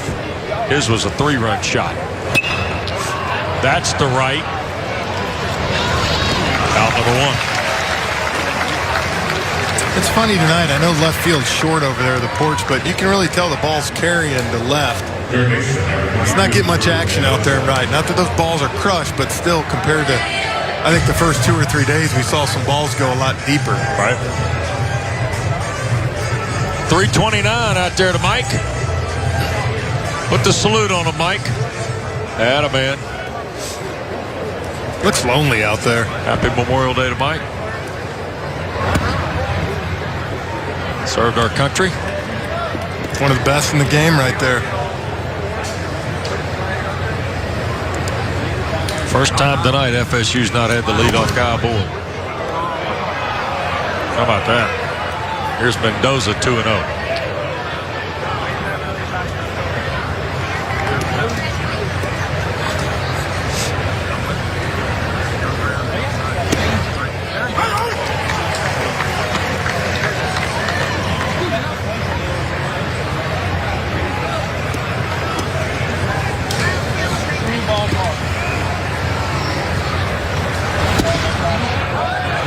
Just missed low, 3-1.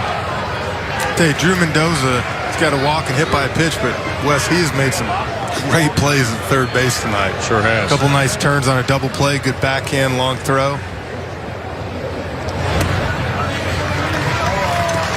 4-pitch walk to Mendoza.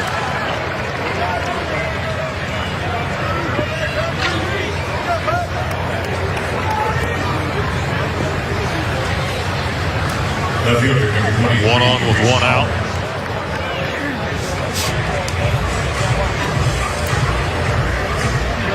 And here is Albert, who we just spoke of.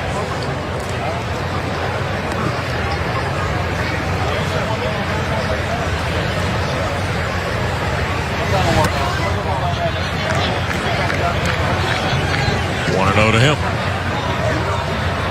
A little activity going for the Wolfpack. Joe O'Donnell.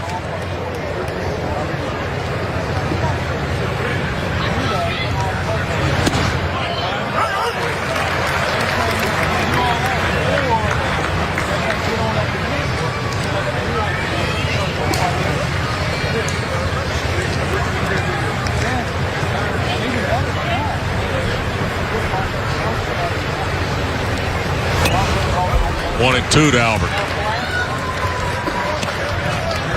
One thing I like that LA does at NC State, he talks about their pitchers, says, I want all my relievers to be able to throw 2+ innings. And I think that's great. I think sometimes you see a lot of teams starting in college now develop closers, setup guys. It's nice to be able to see people have that, could build the arm strength still. Yep, O'Donnell's one of those guys for sure. And there's Joe. Look at that mop. Knew you'd be excited. I knew you'd like it.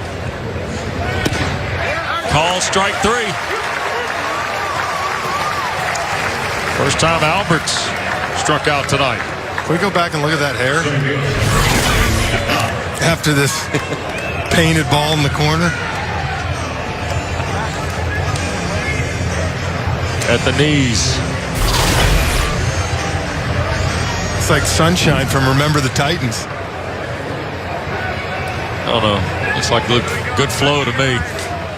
Little young Noah Syndergaard right there. Well, get ready. Because here he comes. Yep. Elliott even out. J.C. Flowers stands in, 2 away. In the Florida State 7th. And I think he'll wait on Scott Kennedy to come out. And make the call for Joe O'Donnell.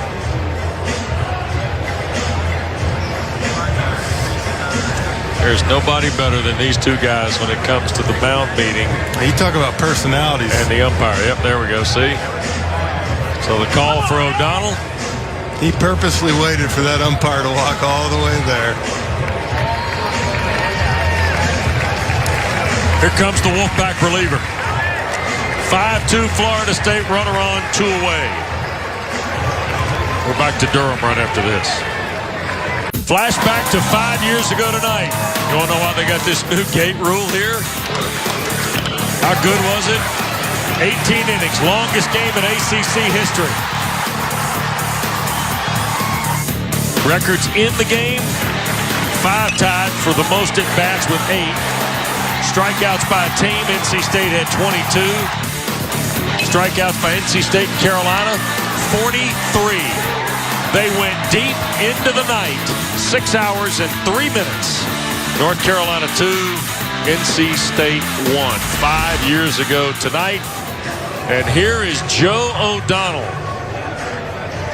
23rd appearance, 1.05 ERA, 34 Ks, and 11 saves. I guess you and put Jeff those Rancor's jealousy. I guess if you put those kind of numbers up, you can wear that cabbage. Noah Syndergaard, is that what you said? Yeah, a little mixture.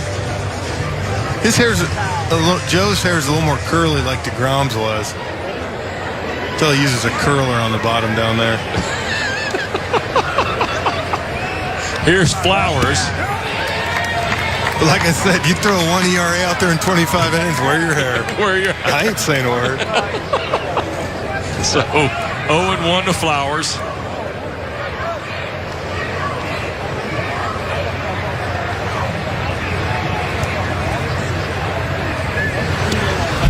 Throw it to the backstop. Wild pitch for O'Donnell. Puts Mendoza down at second. Tell you what, Wes, I think for the next 3 innings, you're going to see Elliott Avant continue to mix and match with some of his bullpen guys. I think he realizes I got to keep it at 5 runs right here. I can't let our team get. We only got 9 outs left. Here's Flowers. We banged into a double play in the 5th.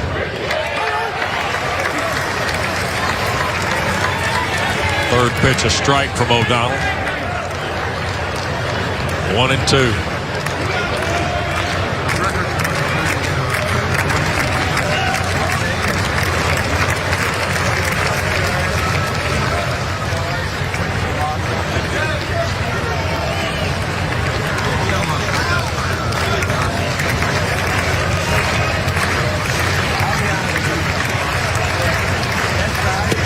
Struck him out.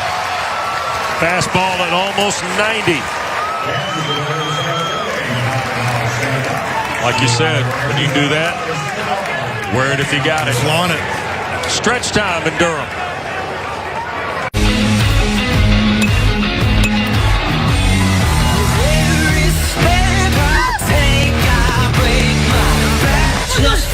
to stay.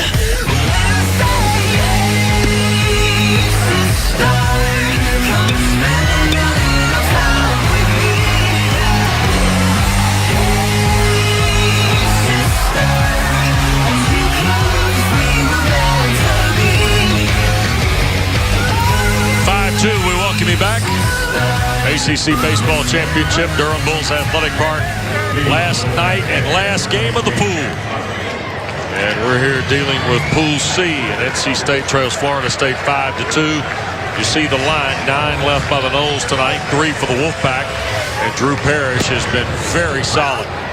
Touched for 2 runs and 3 hits in the 5th. But outside of that, he has struck out 9. And 1 walk. 1 ball, 1 strike to Conley.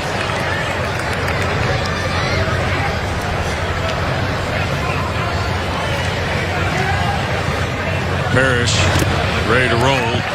2-1. Tell you, last 2-3 innings got himself in a little bit of trouble, but it seems that when he needs to make a pitch, he makes a pitch. Yep.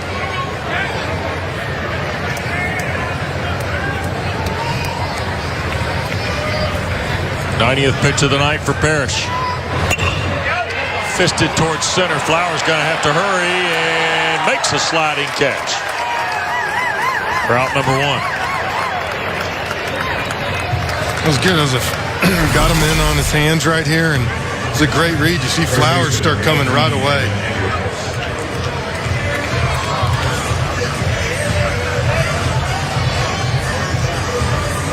Good catch.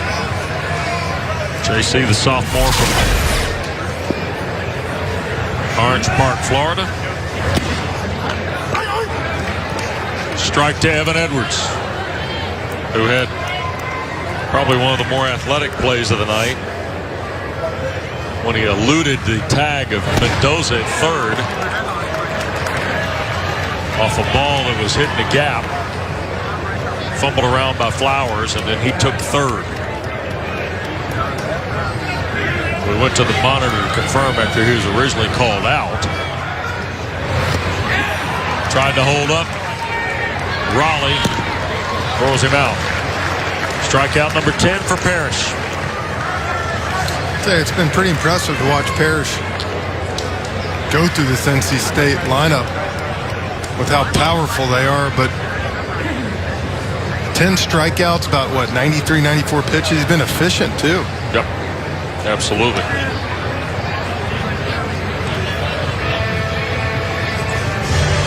Got 62 strikes to 31 balls. It's a nice little percentage. Parrish wants something about 65-70%. David Vasquez, a freshman from Hialeah, Florida, is going to pinch hit here for J.T. Jarrett. By the way, Parrish struck out 13 against Miami on April 27th. Had 11 against Mount St. Mary's. A year ago, 12 against Tennessee Tech. Tonight, 10. This is his 3rd double-figure strikeout effort of the year. Mount St. Mary's, the Gales. When did they come down here to play some? No, Mount St. Mary's. Not St. Mary's.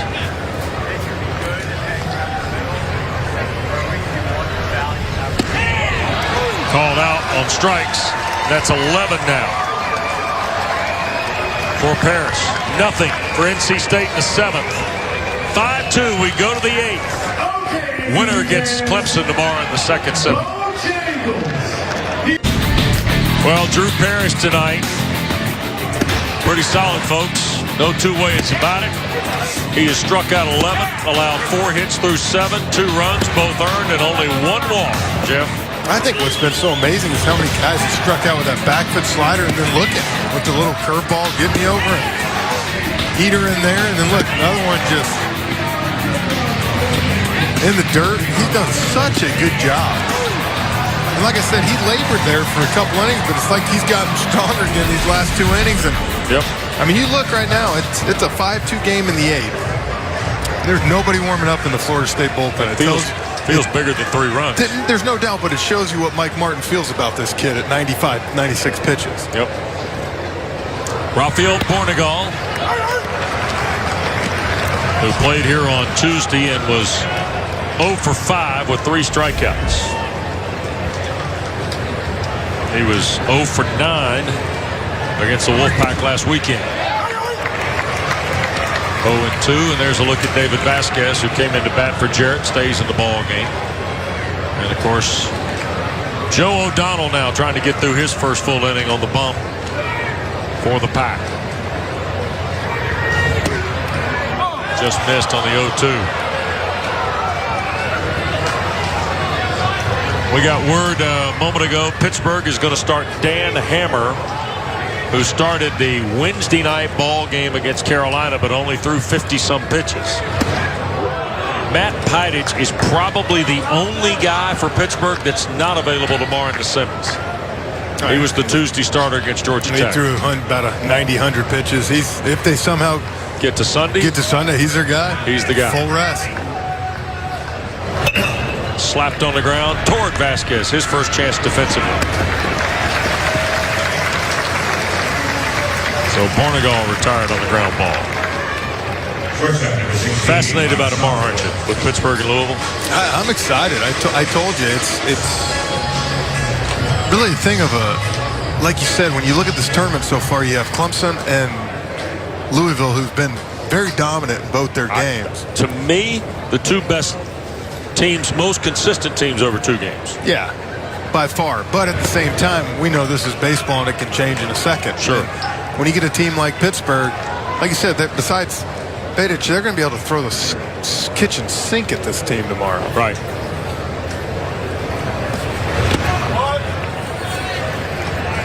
Two 2-0 to Mike Salvatore. Started the night with a hit, has been on base twice. 2 singles in 4 trips. To right on a line, Deathridge hauls it.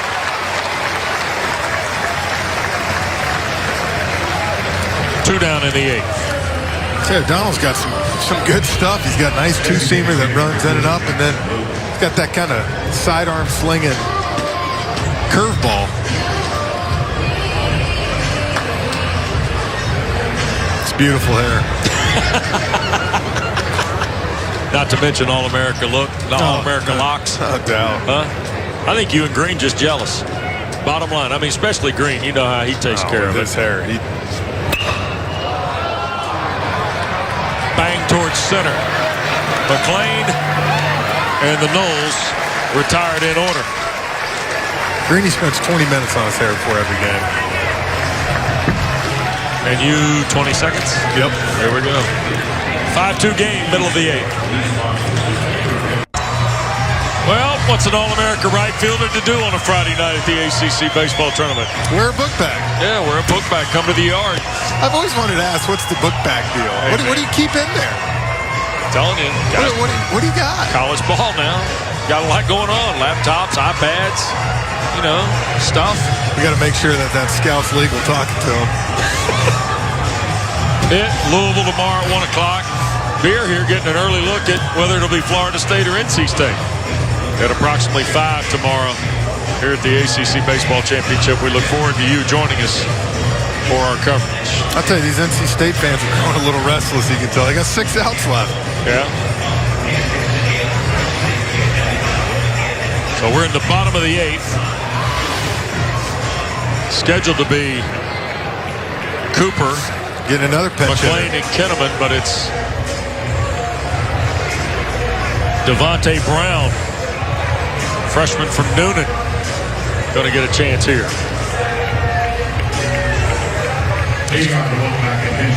I think Coach is just trying to see if any of these guys get a different look on what they've seen. Yep. Parrish, especially at the bottom of the order. A little bit of movement in the Florida State pen. Brown, 174 on the year. 24th at bat. His first of the tournament. Strike at almost 90. That's the thing. Parrish keeps pounding the zone right here. These guys going to have to hit their way on. Devontae Brown just 4 hits and 23 at bats, 10 strikeouts. 2-1. Approaching his 100th pitch right here.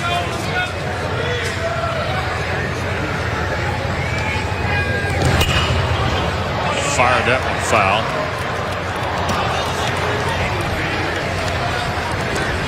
Devontae Brown from East Coweta High School in Noonan. Sharpsburg, Georgia. Down that area. You got it. South of the airport. Of course. 2-2. Breaking ball. Got him in the dirt. Thrown out. Out number 1. Hey, Cal Raleigh's getting a workout there in that third strike, but you notice he's got that down to a T. If you watch this, he takes about 6 steps out there, drops down a little bit, fires a bullet every single time. 12 strikeouts now for Parrish.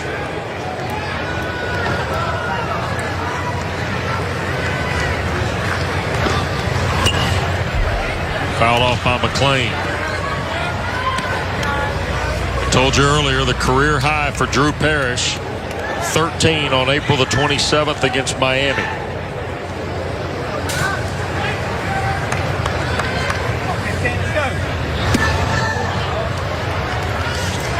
If you're NC State right here, you're hoping to get a couple guys on for your big donkeys coming up. Yep. Leadoff man for the Pack is McLean. Got a couple of hits tonight, the first and the fifth. The one in the fifth scored one of the Wolfpack runs.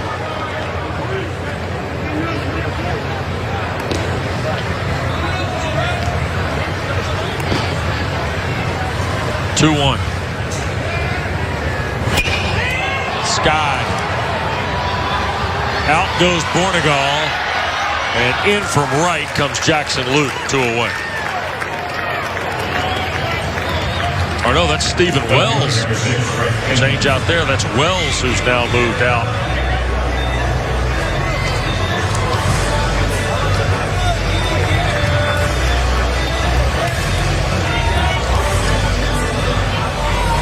Yeah, Luke started the DH. Wells has been the guy in right field.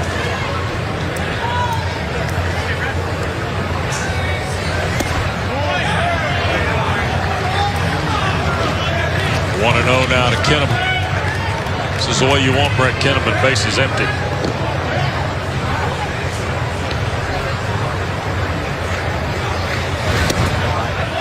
Say one thing too, if you're Mike Martin right here, and whether he comes out for the 9th inning or not, you win this ball game, you got your bullpen. You haven't missed it anybody. Yep.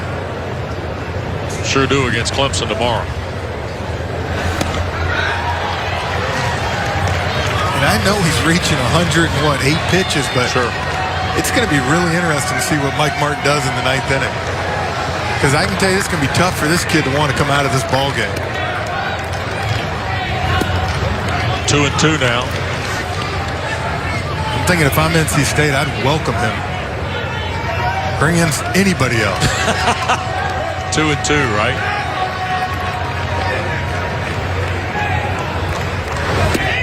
Called strike 3, ties his career high. Drew Parrish strikes out 2 of the 3 in the 8th. Florida State 5, NC State 2. The 2018 ACC Baseball Championship is brought to you by Hardee's.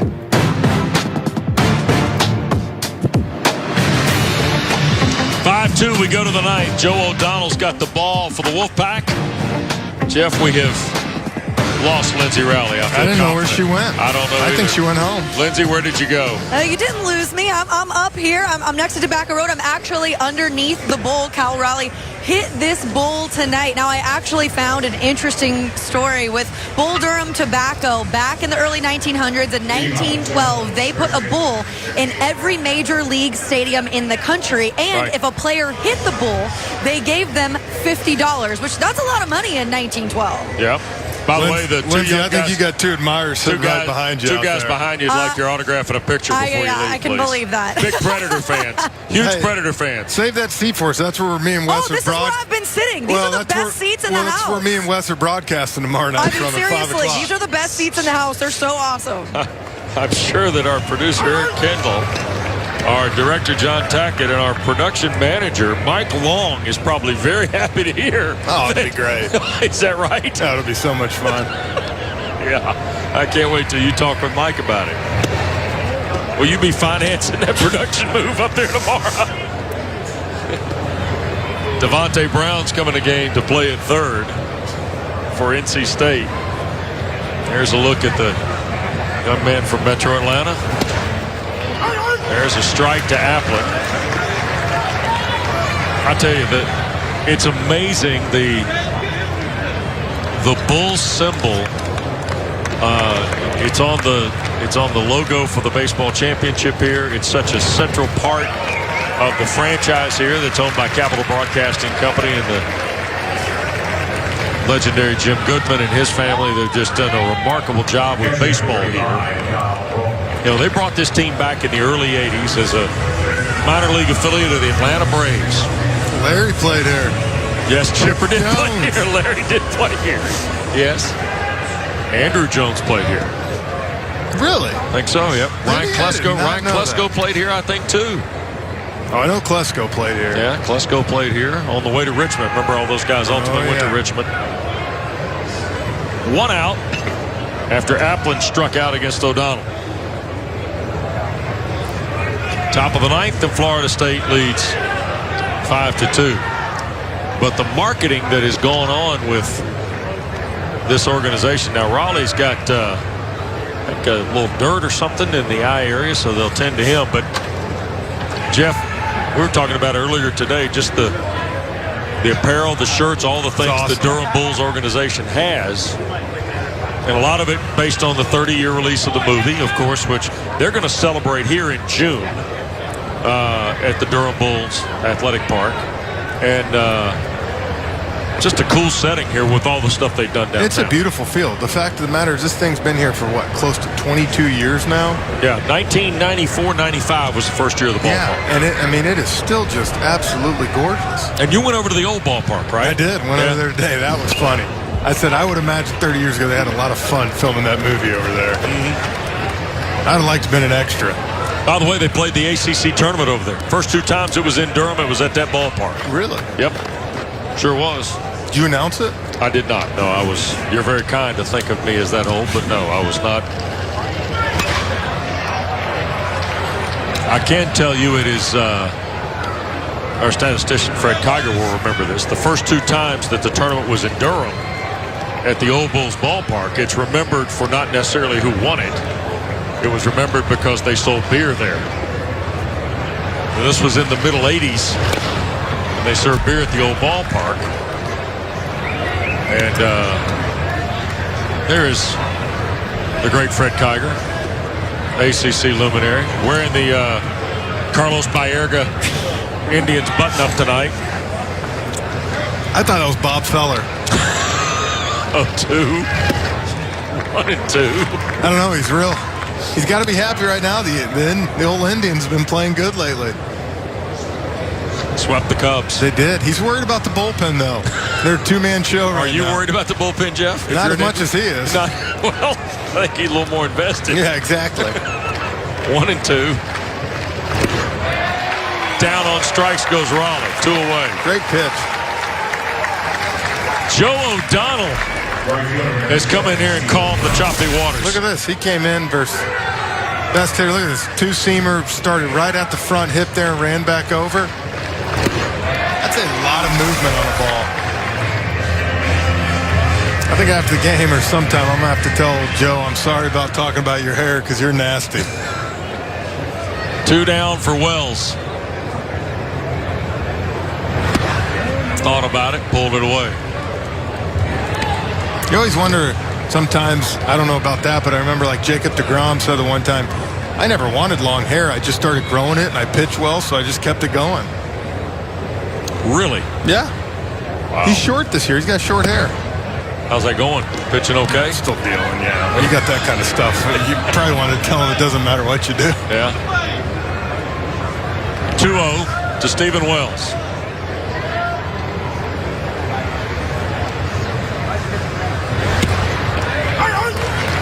Soft breaking ball for a strike. See, that's when you know the reason he's got a 1 ERA right there, 2-0. Most time you're getting fastball right there, just able to throw, get me over at 78. Right. That's tough. They paint the corner on the outside like that. By the way, a win tonight by Florida State. It will be 13 wins in their last 14 ACC tournament games. Back to O'Donnell. Throw over to first. Retired 1-3. Well, you know, NC State's done their job. Their pitchers. Yep. Held them at bay, but they need 3 to tie when we come back to Durham. 5-2 Florida State, and Drew Parrish gets the ball here for the 9th.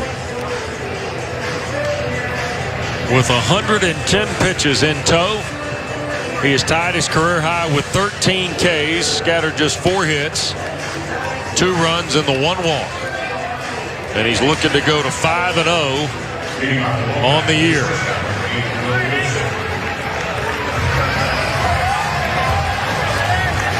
well, we'll see what Drew Parrish does. He needs 1 strikeout for career high. Yep. Or to break the career high. But he's got to get through Wilson, Patrick Bailey, and Brock Deathridge. For the 4th time. First pitch fouled away by Will Wilson. 14 homers, 50 RBIs. Been on base once. He walked in the 6th. This threesome, by the way, is 0 for 8 tonight. There's a roller to third. Mendoza started back. Now picks it up. Gets it across the diamond in time for out number 1. I thought for a moment Drew Mendoza was going to back up to play the hop, and it almost got him. It almost stayed down after that. But I'll tell you what, I said the one thing he's got going for him, he's got a strong arm. And I think he knows his time when he's got to get rid of the ball. I'll say one thing, you said it, it's 5-2, and the game does not feel that close because of what Drew Parrish is doing out there. Yep. First pitch for Bailey. Fly ball into left. Albert. 2 away. He has just frustrated the NC State hitters all night. You know, we felt like they came out a little flat yesterday, Wes, and you got to wonder if it's just carried over. Well, let's also say this. Tip your hat to Derek Casey of Virginia. Absolutely. They faced 2 tough customers, there's no doubt. But at the same time, that's an offense all year that's faced these guys and put up some big numbers. Correct. Smashed. That might reach the wall. It does. High off the wall, fielded by Albert. Deathridge will slide in with a double. Second extra base hit of the night for the Wolfpack. With 2 out here in the 9th. I think there was some anger in that swing right there, Wes, after striking out 3 times tonight. That was cracked, that ball. Might have to get somebody up there to replace a panel. Yeah. My goodness. Conley now. He singled and scored in the 5th. Looks at a strike. That's where if you're Conley here, you got to do everything you can to get on base, just to give Evan Edwards a chance to hit a homer.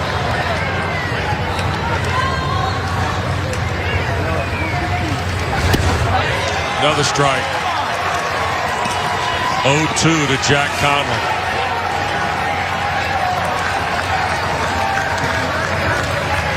You don't think Parrish wants to finish him off right here with a strikeout? And Cal Raleigh was just blocking him in. 0-2.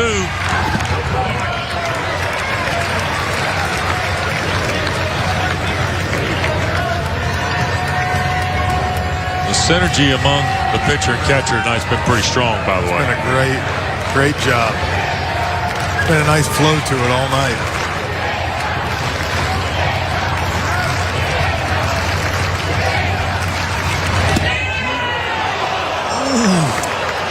2-2. Oh, boy. It could have gone either way. On the line. It is.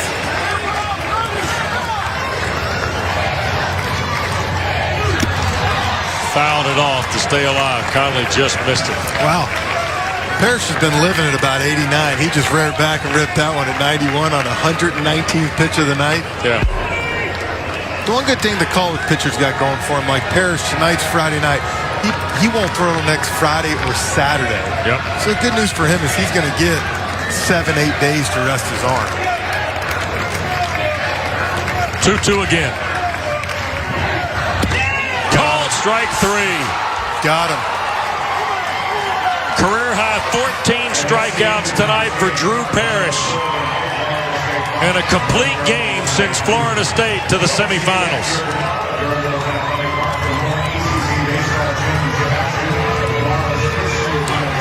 Mike Martin gets win 1985. 10-2 in the last 12. Florida State has now won 8 of their last 9. I'll tell you what impressed me was not just the 14 strikeouts, 6 of them looking. Goes to show you how effective his off-speed was tonight. Florida State has won 15 of their last 17 at the tournament, 9 of their last 10, and 13 of their last 14. We're back. Lindsey Rowley with Drew Parrish when we come back to Durham. Florida State meets Clemson tomorrow night in the second semifinal. Florida State a winner 5-2, 5-10-3 for the Noles with 9 left, 2-5, no errors, 4 left for NC State. Drew Parrish goes to 5-0 and has a career high 14 Ks. He's with Lindsey Rowley. Thanks, Wes. Drew, you had a big win with a lot on the line. What were you focused on coming into this game? Just giving my team the opportunity to win, just locating, staying ahead in the counts, and letting my defense work behind me. You set a career high in strikeouts. What does it mean to you to achieve this accomplishment, not only in general, but here at the ACC tournament? I didn't even know I did that, but it's fun, I guess. I mean, I don't really know what to say about it. Well, congratulations. That's a big feat. Thank you. Well, also, now your team, you guys advance to tomorrow night. How confident is this group going in against Clemson? I think we're very confident. A great team. We had 10 hits today, 5 runs, so I think our offense is working, and our pitching is going to get us off to a great start. Thanks, Drew. No problem. Thank you. Guys. Drew, congratulations. Congratulations to Mike Martin and Florida State. They've won 7 titles, the last one a year ago in Louisville. They won 3 years ago here in Durham. And tomorrow they'll play Clemson for the right to get to the championship at high noon on Sunday. Our coverage will start at 1 o'clock with Cinderella Pittsburgh and the 5th seed Louisville Cardinals, who are in the semifinals. Should be a pretty good double dip on Saturday, Jeff. It'll be a great game. I'll tell you what I'm excited about. You got a hot FSU team playing right now, a hot Clemson team. It's going to be a good one. You got a dominating Louisville team versus Cinderella Pitt team that's going to go out there and lay it all on the line. So I tell you, you got a great 4 teams. It's going to be a fun day tomorrow. We'll see you with our continuing coverage of the 2018 ACC Baseball Championship at 1 o'clock tomorrow. For Jeff Francoeur, Lindsey Rowley, our producer Eric Kendall, our director John Tackett, all the great men and women who've been with us this week at the Durham Bulls Athletic Park. West Durham, good night.